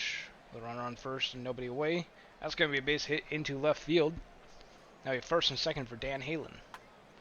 Grounder short over to second for 1, over to first, and that is a double play. 6-4-3. It's about as textbook as they come. Linus Riverboat goes down on strikes. So the Outer Banks Aviators get a runner 90 feet from the plate, but they strand him As we head to the bottom of the fourth, Sloths are still up 3-2. Trevin Knight's going to hit one over to the first baseman, takes the jog to the bag for that first out. They'll bring up Suida, who's going to strike out swinging. Gets the flamethrower rip spot.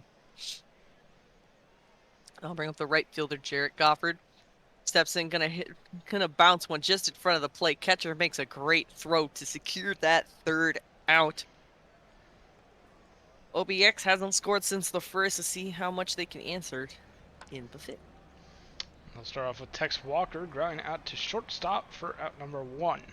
Tyler Swift, the center fielder, up now, and they're going to go down on strikes as Billy Greer has seemingly settled in. Dub City with the bases empty and 2 away. It's going to be up now, and that's going to be a liner over the third baseman's head. Just barely got down, and Dub City will have a base hit. Takes off for second and steals second successfully. Drockenberg now, high fly ball into left field, but that's going to be grabbed by Acuna Matata for out number 3. We head to the bottom of the fifth here. Sloths still lead 3-2. 9-hole hitter Bobby McDonald Jr. gonna pop one over in foul territory. Catcher's gonna race for it, make that catch. They'll bring up Stan Antonio. Hard hit ball, right field. You know it. That's Wow. Stan's favorite spot of the field. Going yard for the second time this game. Another solo shot for Stan Antonio. Making the fans happy today. Bring up Acuna Matata. Skies one into right field, but it'll be an easy catch out there for Cologne.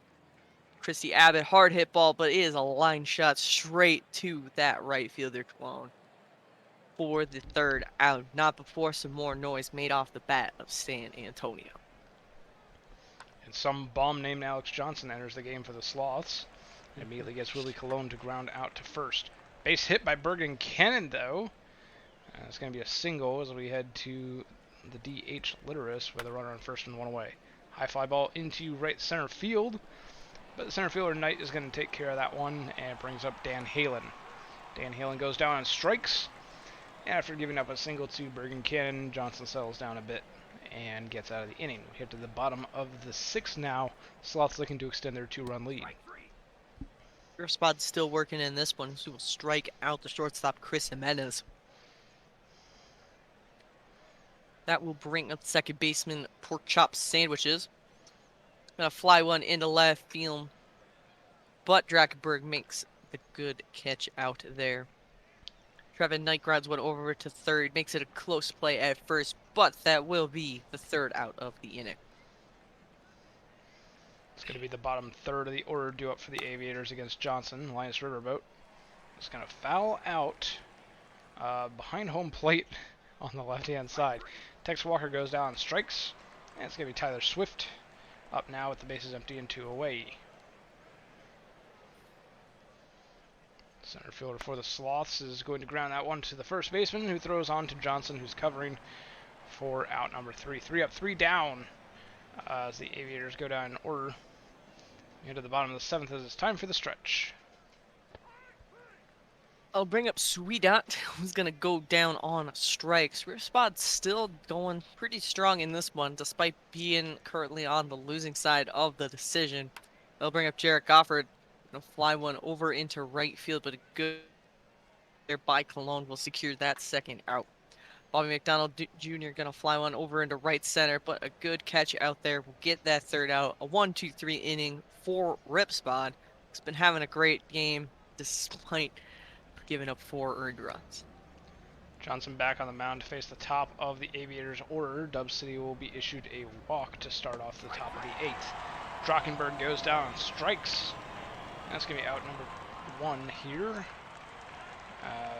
Pickoff attempt there by the catcher to keep Dub City honest. Willie Colon, though, is going to get that one over the head of the center fielder, and that's going to wind up as a triple for Willie Colon and an RBI knocking in Dub City. RBI number 39 for Cologne on the season. Klausberg and Cannon with a runner 90 feet from the plate is going to get on strikes. That's going to be Litteris the DH. Esteban Rodriguez Jr. enters the game. And Litteris is going to immediately ground out to second base. So decent outing there for Esteban Rodriguez Jr. in the top of the eighth. We'll see if they continue into the ninth. Sloth still lead 4-3. Domingo Pozo steps in relief, top of the order here. Not going to give Antonio anything to pitch. Pitching absolutely around the zone. Will take that lead-off walk. Kuna Matata will fly out over into left field. They'll bring up Chrissy Abbott. Hard hit ball into left center. That ball is gone. 446 feet for Abbott on that one. Two-run bomb gives them just a little bit more cushion of that lead. Chris Jimenez going to take that walk. Pozo seems to be a little rattled here, can't really find the zone. Pork chop sandwich is going to drop one over into right field. Going first to third is Jimenez. We got runners on the corners now with one out. Trying to backpick sandwiches at first, not successful. Trevin Knight will take a walk. That'll load the bases with just one out. Sweetot's going to round one into the outfield for a single. Just going station to station, scoring another run, leaving the bases loaded once more. Goffert going to do the same Wow. thing. Ground ball into center field. Runners going around this time. Will score. That's a 2 RBI single by Jarrett Goffert. Still only one out. Hunter Sky will step in. Pozo not a great outing. Bobby McDonald Jr. will line one into the glove of the center fielder. Make it 2 outs. Stan Antonio gonna be walked once more. I'll load the bases, 2 outs for Acuna Matata. Ground ball over to third. Good throw to first. Will get them out of the inning, but the damage has been done. 5 runs for San Antonio at the bottom of the 8th. It was already going to be tough to get 1 run in 3 outs. Talk about 6 runs in 3 outs in the top of the ninth for OBX. And Dan Halen will start them off on the wrong foot, going down on strikes to Esteban Rodriguez Jr. Linus Riverboat, however, cranks that into right field. But that's going to be a fly out to Jarrett Goffard. Tex Walker grounds that to short, and this game is in the books. Don't even need the bottom of the ninth. Sloths win it 9-3. Pay out the prediction for those Sloths betters. Sloths improving to 20-23 on the season. Outer Banks falling a little bit to 31-12. I think they're still pretty comfortable with where they're at, though. Taking a look at the pitching decisions, Justin Ripspot gets the loss, Billy Greer the win, Johnson the hold, and Rodriguez Jr. gets their first save of the season. Stan Antonio is going to be your player of the game with that 3-for-3 day at the plate with 4 RBIs, 3 runs across. San Antonio gave them all the runs they needed to win that game. Raptors pull a late victory 5-4 over Buffalo. Despite getting out hit heavily. Multi-hit days by Gonzalez, Finreese, and Svanberg on the side of Buffalo. On the side of Boise, a 2-for-4 day with a run and 3 RBIs by Toot Milan. On the pitching, both starters will take no decisions in this one. Ginsburg will take the loss. Paul with the win. And Shank Daly, the starter for Boise, will be your player of the game. Makos take down the Voyagers here in a little bit of an upset on paper, 4-1. Looks like 2 RBIs for Jay Kane on a 2-for-3 day, 3-for-3 day for Funny Man at the bottom of the Makos order. On side New York, their 1 RBI coming from Benny Rodriguez, who goes 2-for-4 on the day. Tokiyami gets the loss for New York, while Baldelli gets the win, Stormblast the hold, and Omega the save. Nico Baldelli is your player of the game, 5 shutout innings, giving up only 6 hits and 2 walks. We came back! Oh, quite a roller coaster in extra innings as the Vandals will Wow. walk off the Crabs 8-7. Both teams scoring a bundle in the 14th. Woo. Bunch of 3-hit days for Providence by Cloudera, Ruiz, Cruces, and Buckley. On Vancouver's side, 2 4-hit days for Lodge and Andrews, and 3 RBIs coming off the bat of King. On the pitching side, Lots of pitchers used in this one. Murley with the hold, Crab with the blown save. Higgins will take the loss. McNamerson will take that extra innings win. And Zach Lodge will be your player of the game. You know what's funny in this? 15 runs, only one home run in the entire game, and it was a solo shot. A Just lot of thought, doubles. yeah, I guess, yeah. Just want to point that out. That's kind of weird. Nashville Stars will down the Cancun Toros here. Excuse me, 11-6 on a 5-run seventh. Looks like 2 RBIs for Crozier McCoy and 2 for Dom Drozdov on the side of Cancun. Nashville has 5 RBIs on a 3-for-4 ball game from Cade Munson. Johnson and Crunk each with a pair of RBIs as well. Glenn and Mixon gets the win for Nashville. 4 innings in relief. They went longer than the starter. Ryan Shue gets their 6th loss and blows their 4th save for Cancun, and Cade Munson will get their Player of the Game award. Another extra innings extravaganza as the Apex will win this one 8-5 over the Rookaroo. A 3-for-7 day with 2 runs and 4 RBIs by Johnny Tsunami on the leadoff spot for Indy. On the New England side, a 3-for-6 day by Vidal Valor. On to the pitching. Bolanos with the hold, no hands, a blown save. Barron will take the win in extras, though, their 4th of the season. Jose 43, new retiree, will take the loss in this one. Johnny Tsunami will be your player of the game.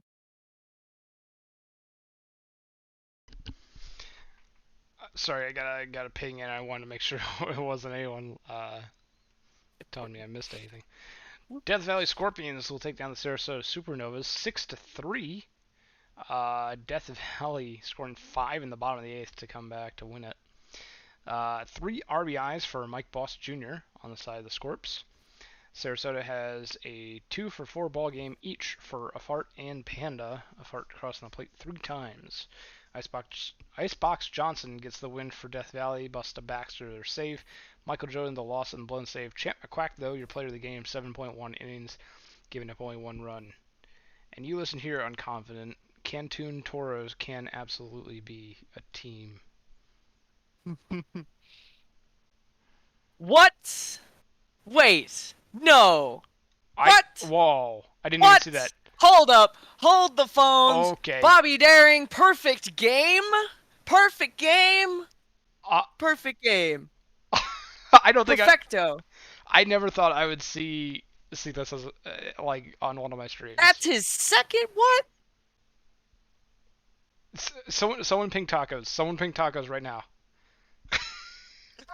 someone go to the Discord. How did nobody see this on the out of town? Was nobody paying attention? Ping 209 tacos on every single Discord that you share with them. Please. Perfect game. Just copy paste. Just bam, bam, bam, bam, bam. Wow.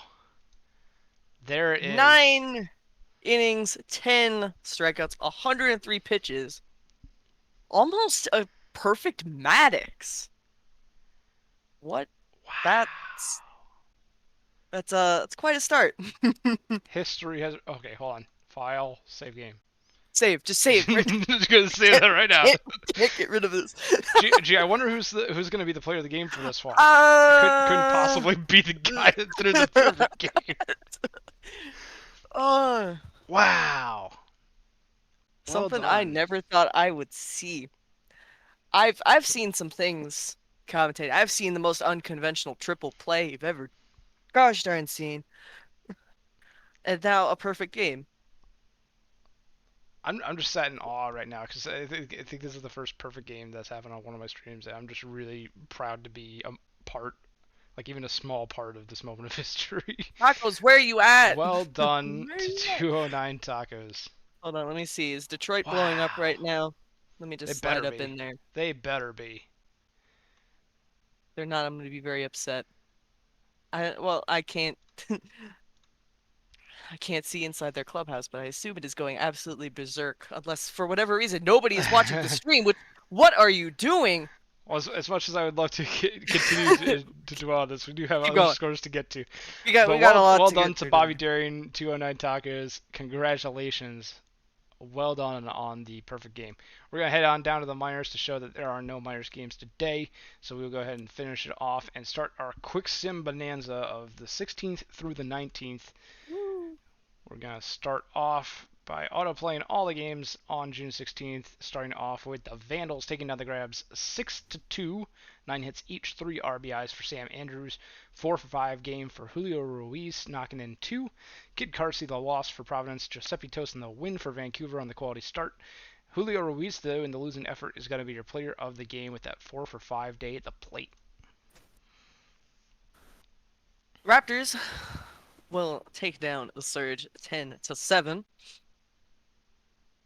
3 for 5 day with 1 run and 3 RBIs by Danny Gonzalez on the side of Boise. We have a 3 for 4 day with 2 runs and an RBI by Parker Beecham, and a 2 for 4 day with 4 RBIs by Tommy Caruso. On the pitching side, Havoc will take the loss, their 7th of the year. Waller with the win, Riddle with the hold, Toasties with the save. Tommy Caruso will be your player of the game. Voyagers take down the Makos here 7-3. Get a little bit of revenge ball going. Funny Man goes 1 for 3 with a bases clearing double, it would appear. New York gets 2 RBIs from Jackie Daytona and 2 from Rusty Kuntz. Regnaleb Sievert gets their 6th win for New York on the season. Todd Gonzalez their 4th loss on the season from Maui. And Sievert is your player of the game, 7.1 innings, giving up 3 runs. A little bit of a comeback victory here for the Aviators. They will eke out a 6-5 win over the Sloths, scoring 5 runs in the latter third of the game. A 3 for 4 day with a run and 2 RBIs, and a 2 for 4 day with a run and 3 RBIs from Litteris and Haaland, respectively. On the side of San Antonio, a 2 for 3 day with 1 run, 3 RBIs, and 2 walks by none other than Stan Antonio. On the pitching side, McDonald with the win, Bincaden with the save. Rodriguez Jr. will take the loss and the blown save, and Stan Antonio will be your player of the game.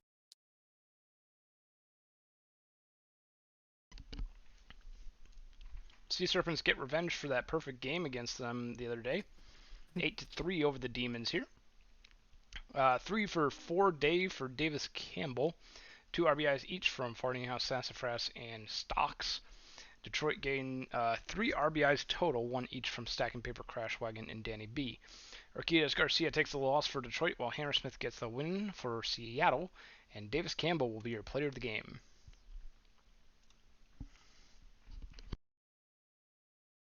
Another extra innings game for Indy and New Orleans. This win coming in the 11th as Indianapolis win 9-3, scoring 6 in the top of the 11th.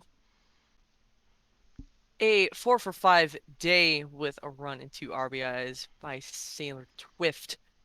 On New Orleans side, couple of 2 for 5 days by Brew and Bonanza. And to the pitching, Barron will take the win. 43 will take the loss, and Sailor Twift will be your player of the game.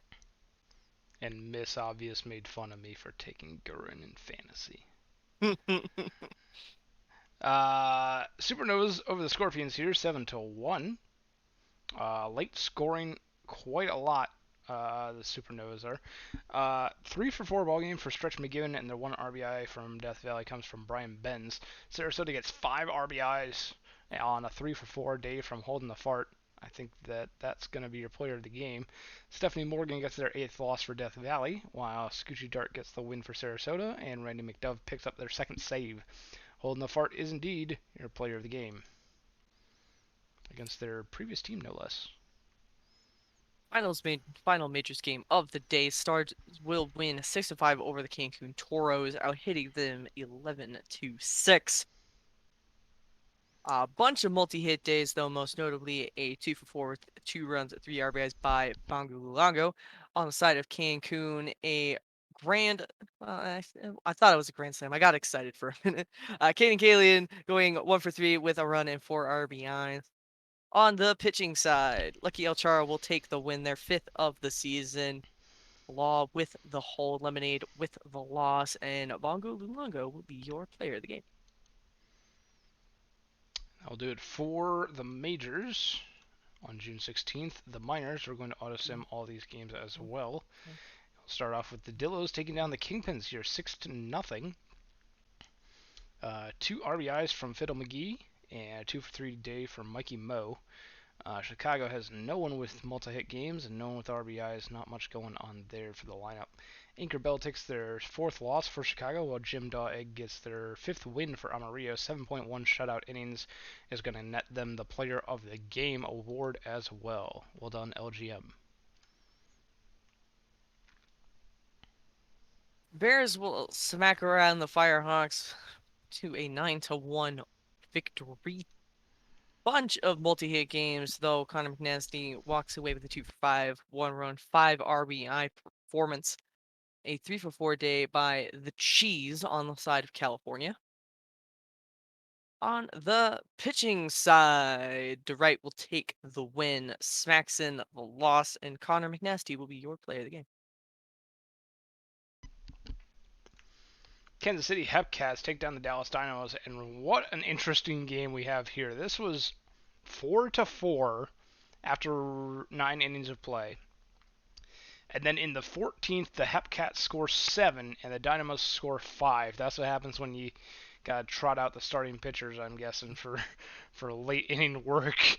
3 RBIs for Picasso on the day, and a 4-hit ball game for Elliott Spencer on the side of Dallas. Kansas City has a 4 for 8 day from Berserker with 3 RBIs. Not often do you have 8 at bats in a ball game.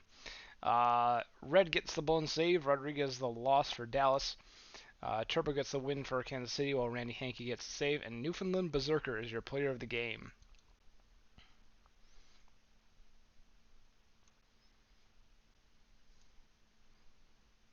Louisville shut out the Wheelers 4-0. Only 2 hits given up along with 2 walks. A 1-for-1 with 1 run, 2 RBIs, and 3 walks by Diddle McGee on the side of Louisville. And the 2 hits came off the bat of Condor and Marsh for Anchorage. On the pitching side, Ragnarok will take the loss, their 7th of the season. Shinapi with the win, their 4th. And Stefano Shinapi will be your player of the game. Hey, Tacos is here. Congratulations, Tacos. Congratulations. Florida Flamingos will take down the State College Swifties here 6-1, scoring 5 in the bottom of the 7th. 2 RBIs each for Bufflin and the Giraffe, Jeff the Giraffe.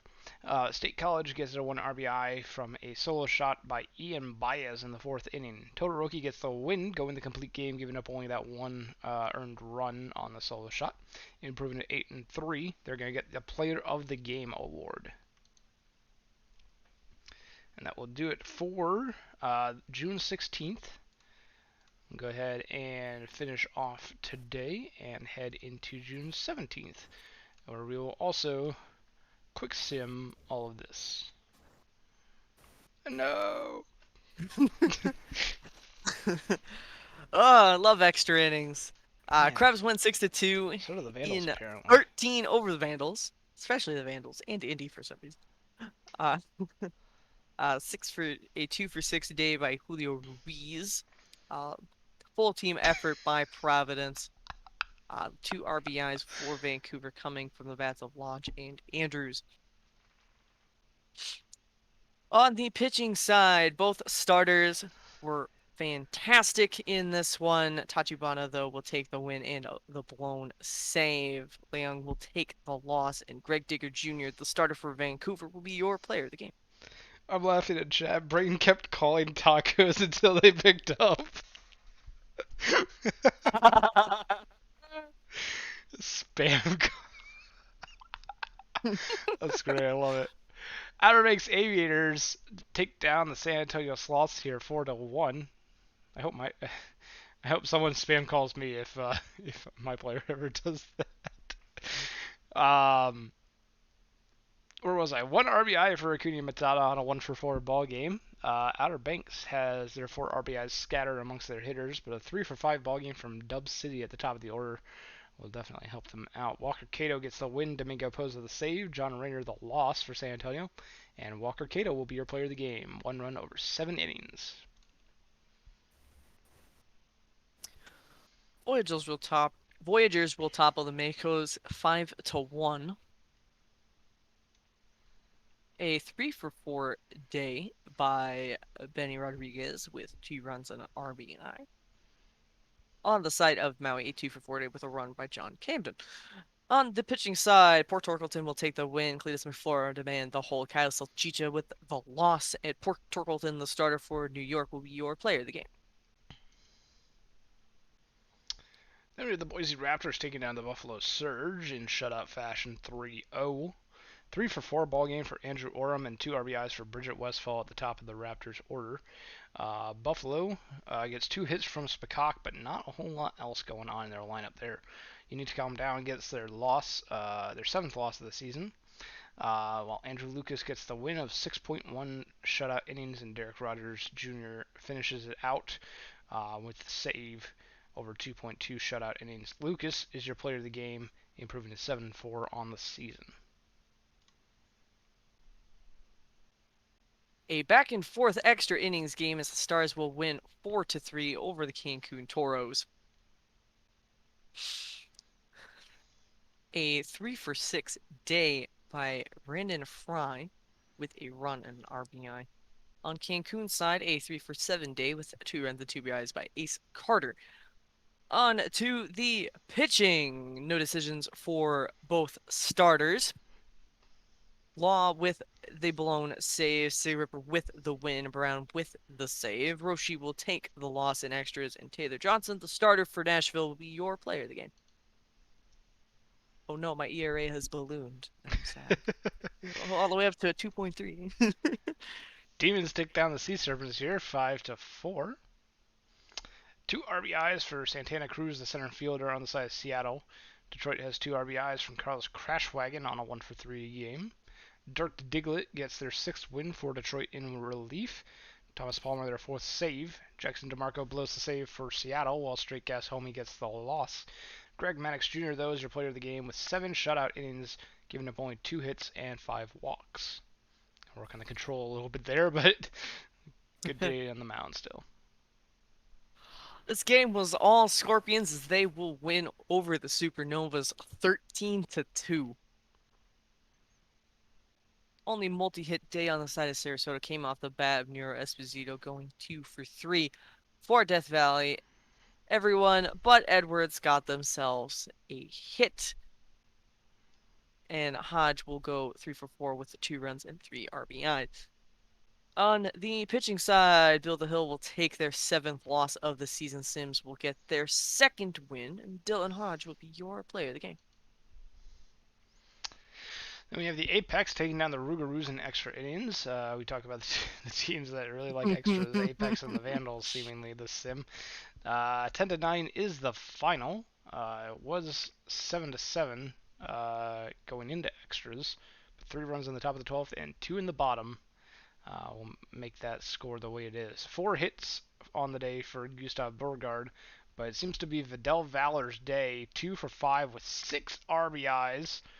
Looks like a grand slam and a solo shot, as well as probably, I'm guessing, a sac fly to get that 6th RBI. Indianapolis will get 4 RBIs from Sailor Twift, going 3-for-6. And Ben Dover also goes 3-for-6, crossing the plate 4 times. Bolanos the hold, John Barron the win, Bentley with the blown save, Tro No Hands the save, Jose 43 the loss on the side of New Orleans, and Vidal Valor is your player of the game. We got a couple of record setters here, with J.R. Cook setting the Champions regular season extra inning game record for walks with 4, and Ben Dover sets the Champions regular season extra inning game record for runs with 4.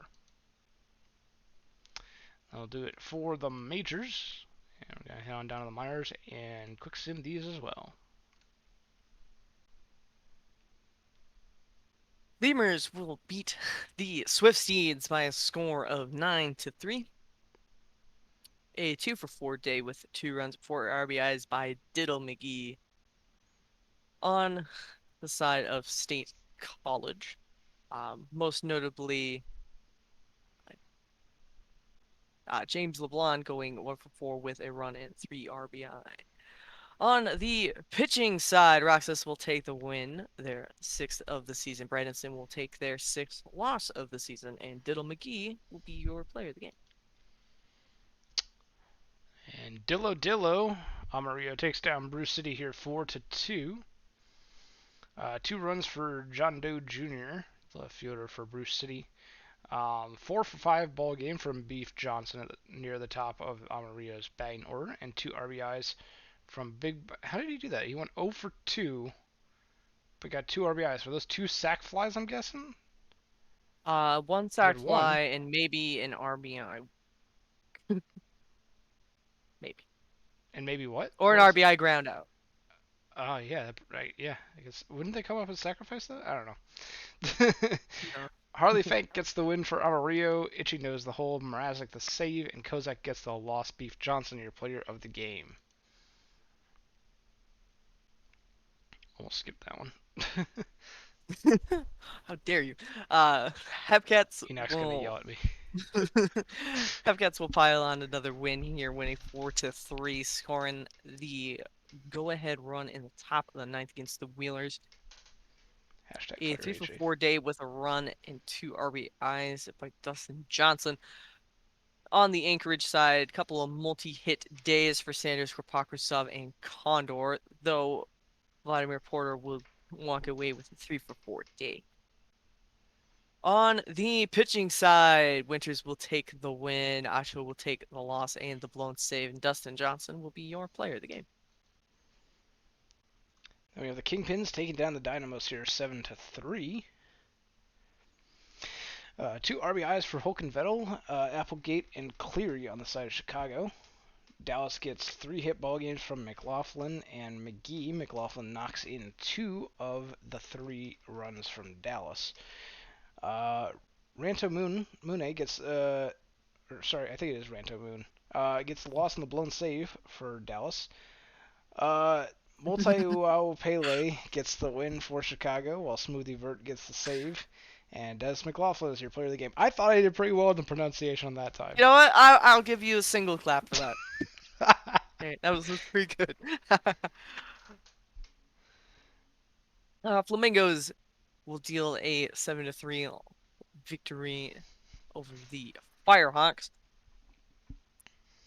A 3 for 5 day by stand up. And not a lot coming off the bats of California. Seems to be a team effort to score those 3 runs, though Smoove did hit themselves a solo shot. On the pitching side, Grimes will take the loss. Kagamine will take the win. And Rin Kagamine will be your player of the game. I'll do it for the Miners. And that'll do it for June 17th as we finish off that day. June 18th is an off day for the majors. However, we do have some minor games to quick sim, so we will go ahead and do that. And the Bruce City Bears bounce back to down the Dillos here, 4-3. 3 RBIs for lefty Reagan, who goes 2 for 3 on the ball game. Amarillo gets 2 RBIs from Reggie Shrub and 1 from Beef Johnson. Uh, Justin Jett gets the win for Bruce City, improving to 3-0, while Chartopelhauser, third time's the charm, blows the save. Mrazek gets their 3rd loss, and LGM blows the save as well. Woe Millis is your player of the game with 6 innings of 2-run ball. Lemurs will win over the Swift Steeds 3-1. All their runs coming in that top of the 4th. 3 for 4 day for Andrew Myth. On the side of State College, you got a 2 for 4 day with an RBI by Noah Johns. On to the pitching. Junk Ball will take the win. McCoy with the whole triplet with the hole, and Tsunami with the save. Clayton will take the loss, and Jeremiah Junk Ball, the starter for Louisville, will be your player of the game. Kansas City Hepcats take down the Anchorage Wheelers here 6-1. 2 hit ball game from Jack Condor as well as Vladimir Porter on the side of Anchorage. 1 RBI from Copeland. Kansas City gets 4 RBIs though from Count Dracula on a 2 for 4 ball game. And that was a grand slam. Those four RBIs. Breyer also has a 3 for 5 ball game. Jandy Ronson gets the loss for Anchorage, while Maverick Smoltz gets their sixth win for Kansas City, improving to 6-1 on the season. Count Dracula, your player of the game with that grand slam. Flamingos will win a 1-0 ball game over the Firehawks.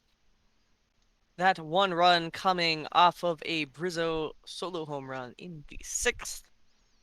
The multi-hit days for Smoove and Yepers as well. On the pitching side, Boyd Jr. will take the loss, giving up that one run. Len Kagamine will take the win, and Len Kagamine will be your player of the game. That's unfortunate for Boyd Jr. because that's actually a really good start, but you gotta get some run support, and uh, Boyd Jr. just didn't get it, unfortunately. Dynamos take down the Kingpins here 5-2. Two-hit ball game for Shumi Hulkenvettel on the side of Chicago. Dallas gets 3 for 5 ball game with 2 RBIs for Kay Faraday and 2 hit ball games for Spencer, Cook, and Pine. Redacted gets the win while Red gets the hold. Grimes the loss for Chicago, and Kay Faraday will be your player of the game. I'll do it for the minors, and because there's no majors games, I'll also do it for June 18th. We got one more day of quick sims, so we'll go ahead and quick sim all the games on June 19th. And then June 20th, we've got one more game to show you. But we'll start off here with the Raptors and the Vandals. Raptors will find victory over the Vandals, winning 8-2. Most notable day coming off the bat of Johnny Pluto, going 3 for 5 with a run and 4 RBIs. On the side of Vancouver, only 3 hits, but 2 of them came off the bat of Sam Andrews, collecting 1 run and 2 RBI. On the pitching side, Vivi Zillman will collect their 3rd win of the season. Matty Paul will collect their 6th save. Takahashi will be dealt their 3rd loss of the season, and Johnny Pluto will be your player of the game. OBX takes down Providence Crabs here at 4-3 is the final. 3 RBIs for Klausberg and Cannon and 1 for Dan Halen on the side of OBX. Providence gets all 3 of their RBIs off of one swing of the bat from Will Love, the first baseman. Rich Evans gets the loss for Providence, while Sky gets the win for Outer Banks. McDonald gets a hold, Poza the save, and Klausberg and Cannon is your player of the game. And Bruce Buckley and Bob Beaumont were ejected in the first inning for igniting a bench clearing brawl. I was wondering why 0.1 innings. I was like, okay, this is not great, but it's not terrible either. Why are you taking them out in the first inning? They got ejected. And Buckley was replaced by Olson and Slokening. Olson was he was a pinch runner? So Buckley got on base? No, he didn't even get on base. Why did he pinch run? I'm confused. Hold on. I think he got hit by a pitch. Yep, hit by the pitch, and he charges the mound after the so 3-0 over, and then Buckley gets hit by the pitch and charges the mound. Oh no! Oh man! And then Hunter Sky comes in, Jimmy Olsen pinch runs, and Slokedy comes in the bottom of the first for the rest of the game. That's amazing. I don't think I've ever seen that. That's great. Oh man, Oh, can't let your emotions get the best of you. what a day. Oh man, what a sim. Voyagers will take a victory over the Surge 5-1. 2 for 4 day with 2 runs, 3 RBIs for Tom Shue, who has been slumping recently. Multi-hit days for Meredith and Poe. On the pitching side, Horse with the win. Rolo will take their 8th loss of the season. And your player of the game is Tom Shue. Happy birthday, Shu. San Antonio Sloths will take down the Maui Makos here 10-2. 3 for 4 ball game from Peter Dawson Jr. with 1 RBI. San Antonio, will get a 4 RBI game from Acuna Matata going 2 for 3. 2 RBIs from Trevor. Look at this. They had 1, 2, 3, 4 5 home runs. Matata had 2, and then Sandwiches Knight and Sweet Eye each had 1. 5 home runs from San Antonio. That's too much text. It is. Billy Greer gets the win for San Antonio, 8 innings, 2 runs given up. Knight Rider gets the loss for Maui. Acuna Matata will be your player of the game.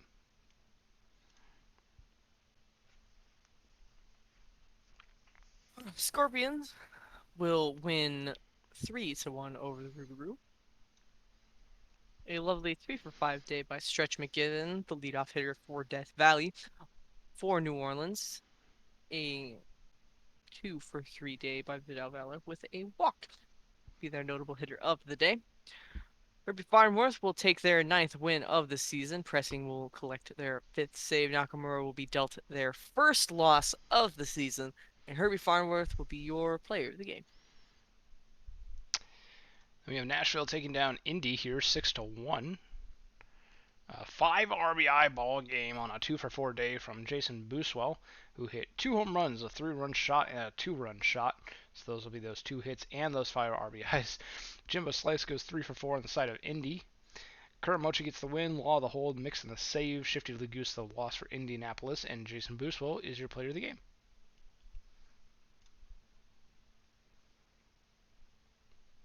Ooh, little late game action here. Supernovas will win over the Demons 5-4, scoring 2 runs in the bottom of the 8th to claim victory. A 3-for-5 day by Nicky Dimes with 2 runs and an RBI. A 2-for-3 day by Bogescu with a run and 2 RBIs and a walk. On the pitching side, both starters will take no decisions. Diglett will take the loss and the blown save. Dart will collect the win. And Ricky Vaughn, the starter for Detroit, will be your player of the game. And last on June 19th for the majors is the Cancun Toros downing the Seattle Sea Serpents in extras, 4-1. Cancun scored 3 in the top of the 12th. Harry Stocks goes 3-for-5 for Seattle. On Cancun's side, 2 RBIs from Will Fisher and a 2-hit ball game from Batista. Huey Mace gets their first win of the season, while Straight Gas Homie takes their 5th loss. And Via Getty will be your player of the game, going 6.1 innings, giving up only 1 run on 5 hits and 4 walks. I'll go for the majors, and we'll go ahead and auto sim these minor games as well.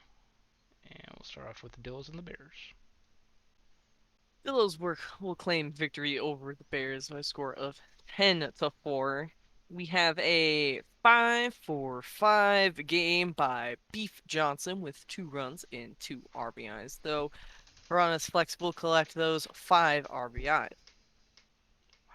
Couple of big multi-hit games by Bruce City, a 3-for-5 day by Werewolf, and a 3-for-4 day by Lefty Reagan. On the pitching side, Nini will collect their 4th victory of the season, going 7 1/3 for earned. Bill Bubbles will take their 5th loss of the season, and Beef Johnson will be your player of the game, and Beef Johnson ties the Amarillo regular season game record for hits with 5. I feel like Beef Johnson's having a good sim. We've been saying his name a lot. Mm-hmm. Kansas City Hepcats take down the Anchorage Wheelers here 5-1. The 1 RBI from Anchorage coming from Cooper Copeland, the second baseman. Kansas City will get 2 RBIs each from Murphy the third and Count Dracula. And Nigel Ortega will cross home plate 3 times. O'Sullivan gets the hold. Finn Schultz the win, their 7th of the season, already 7-2. Hunch Augusta the loss for Anchorage. Finn Schultz is your player of the game, giving up no earned runs over 6.2 innings.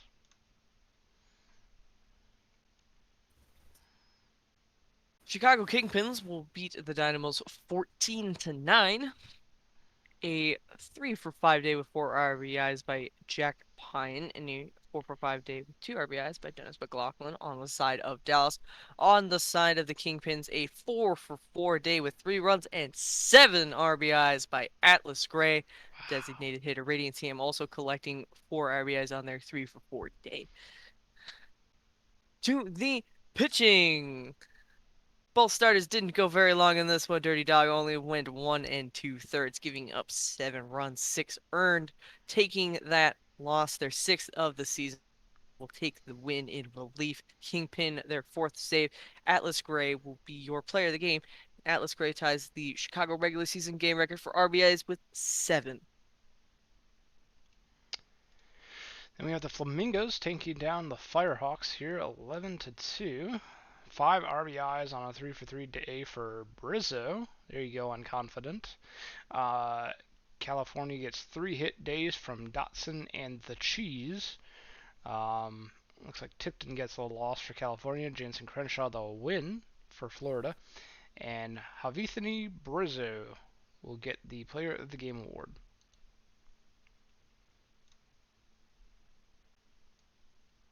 Your final minor league game of the day, State College get pummeled by the Lemurs, losing 9-1, giving up multiple 4-run spots.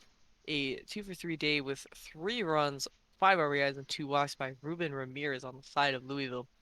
On the side of State College, 2 for 4 days by Paza and DeRosa, and their 1 RBI coming off the bat of LeBlond.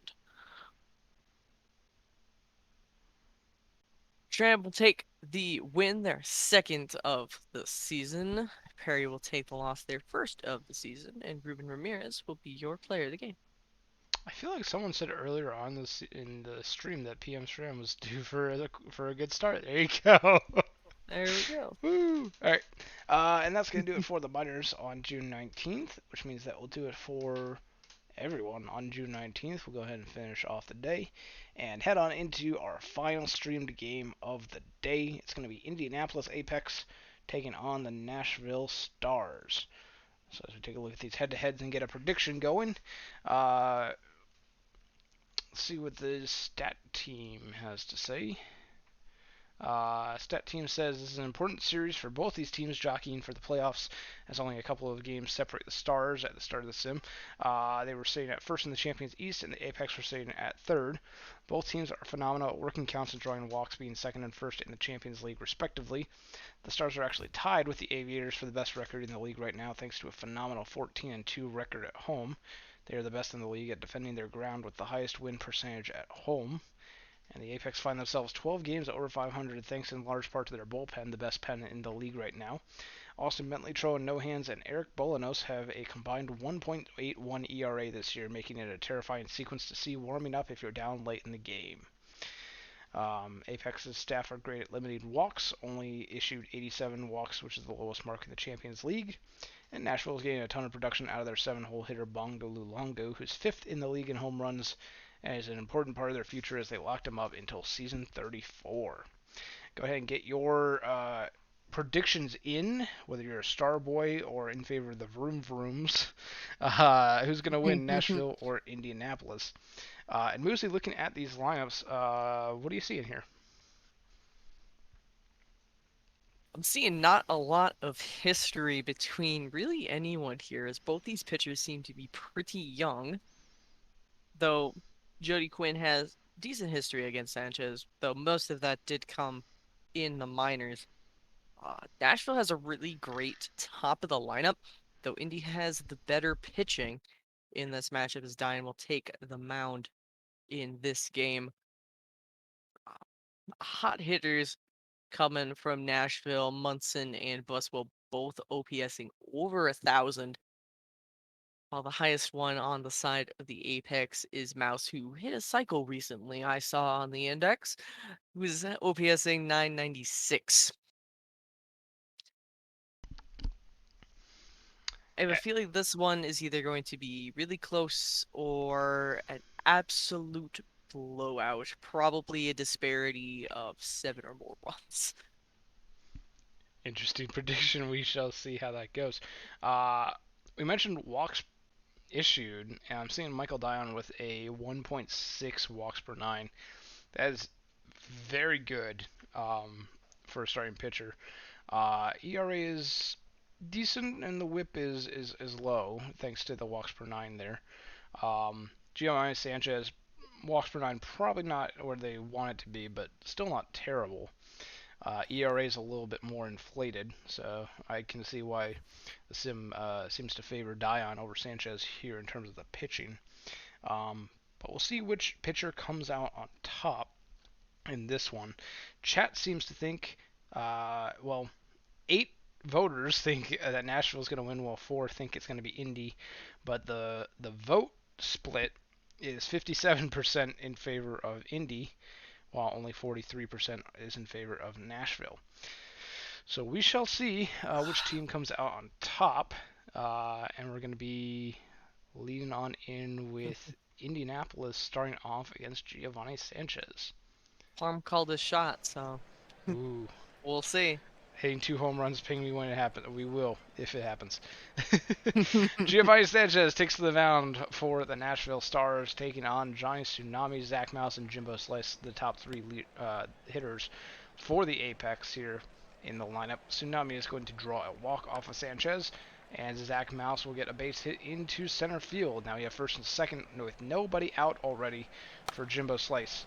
And that's going to be lined right at the shortstop. BJ Foe hauls it in for out number one. First and second with one away for Dover.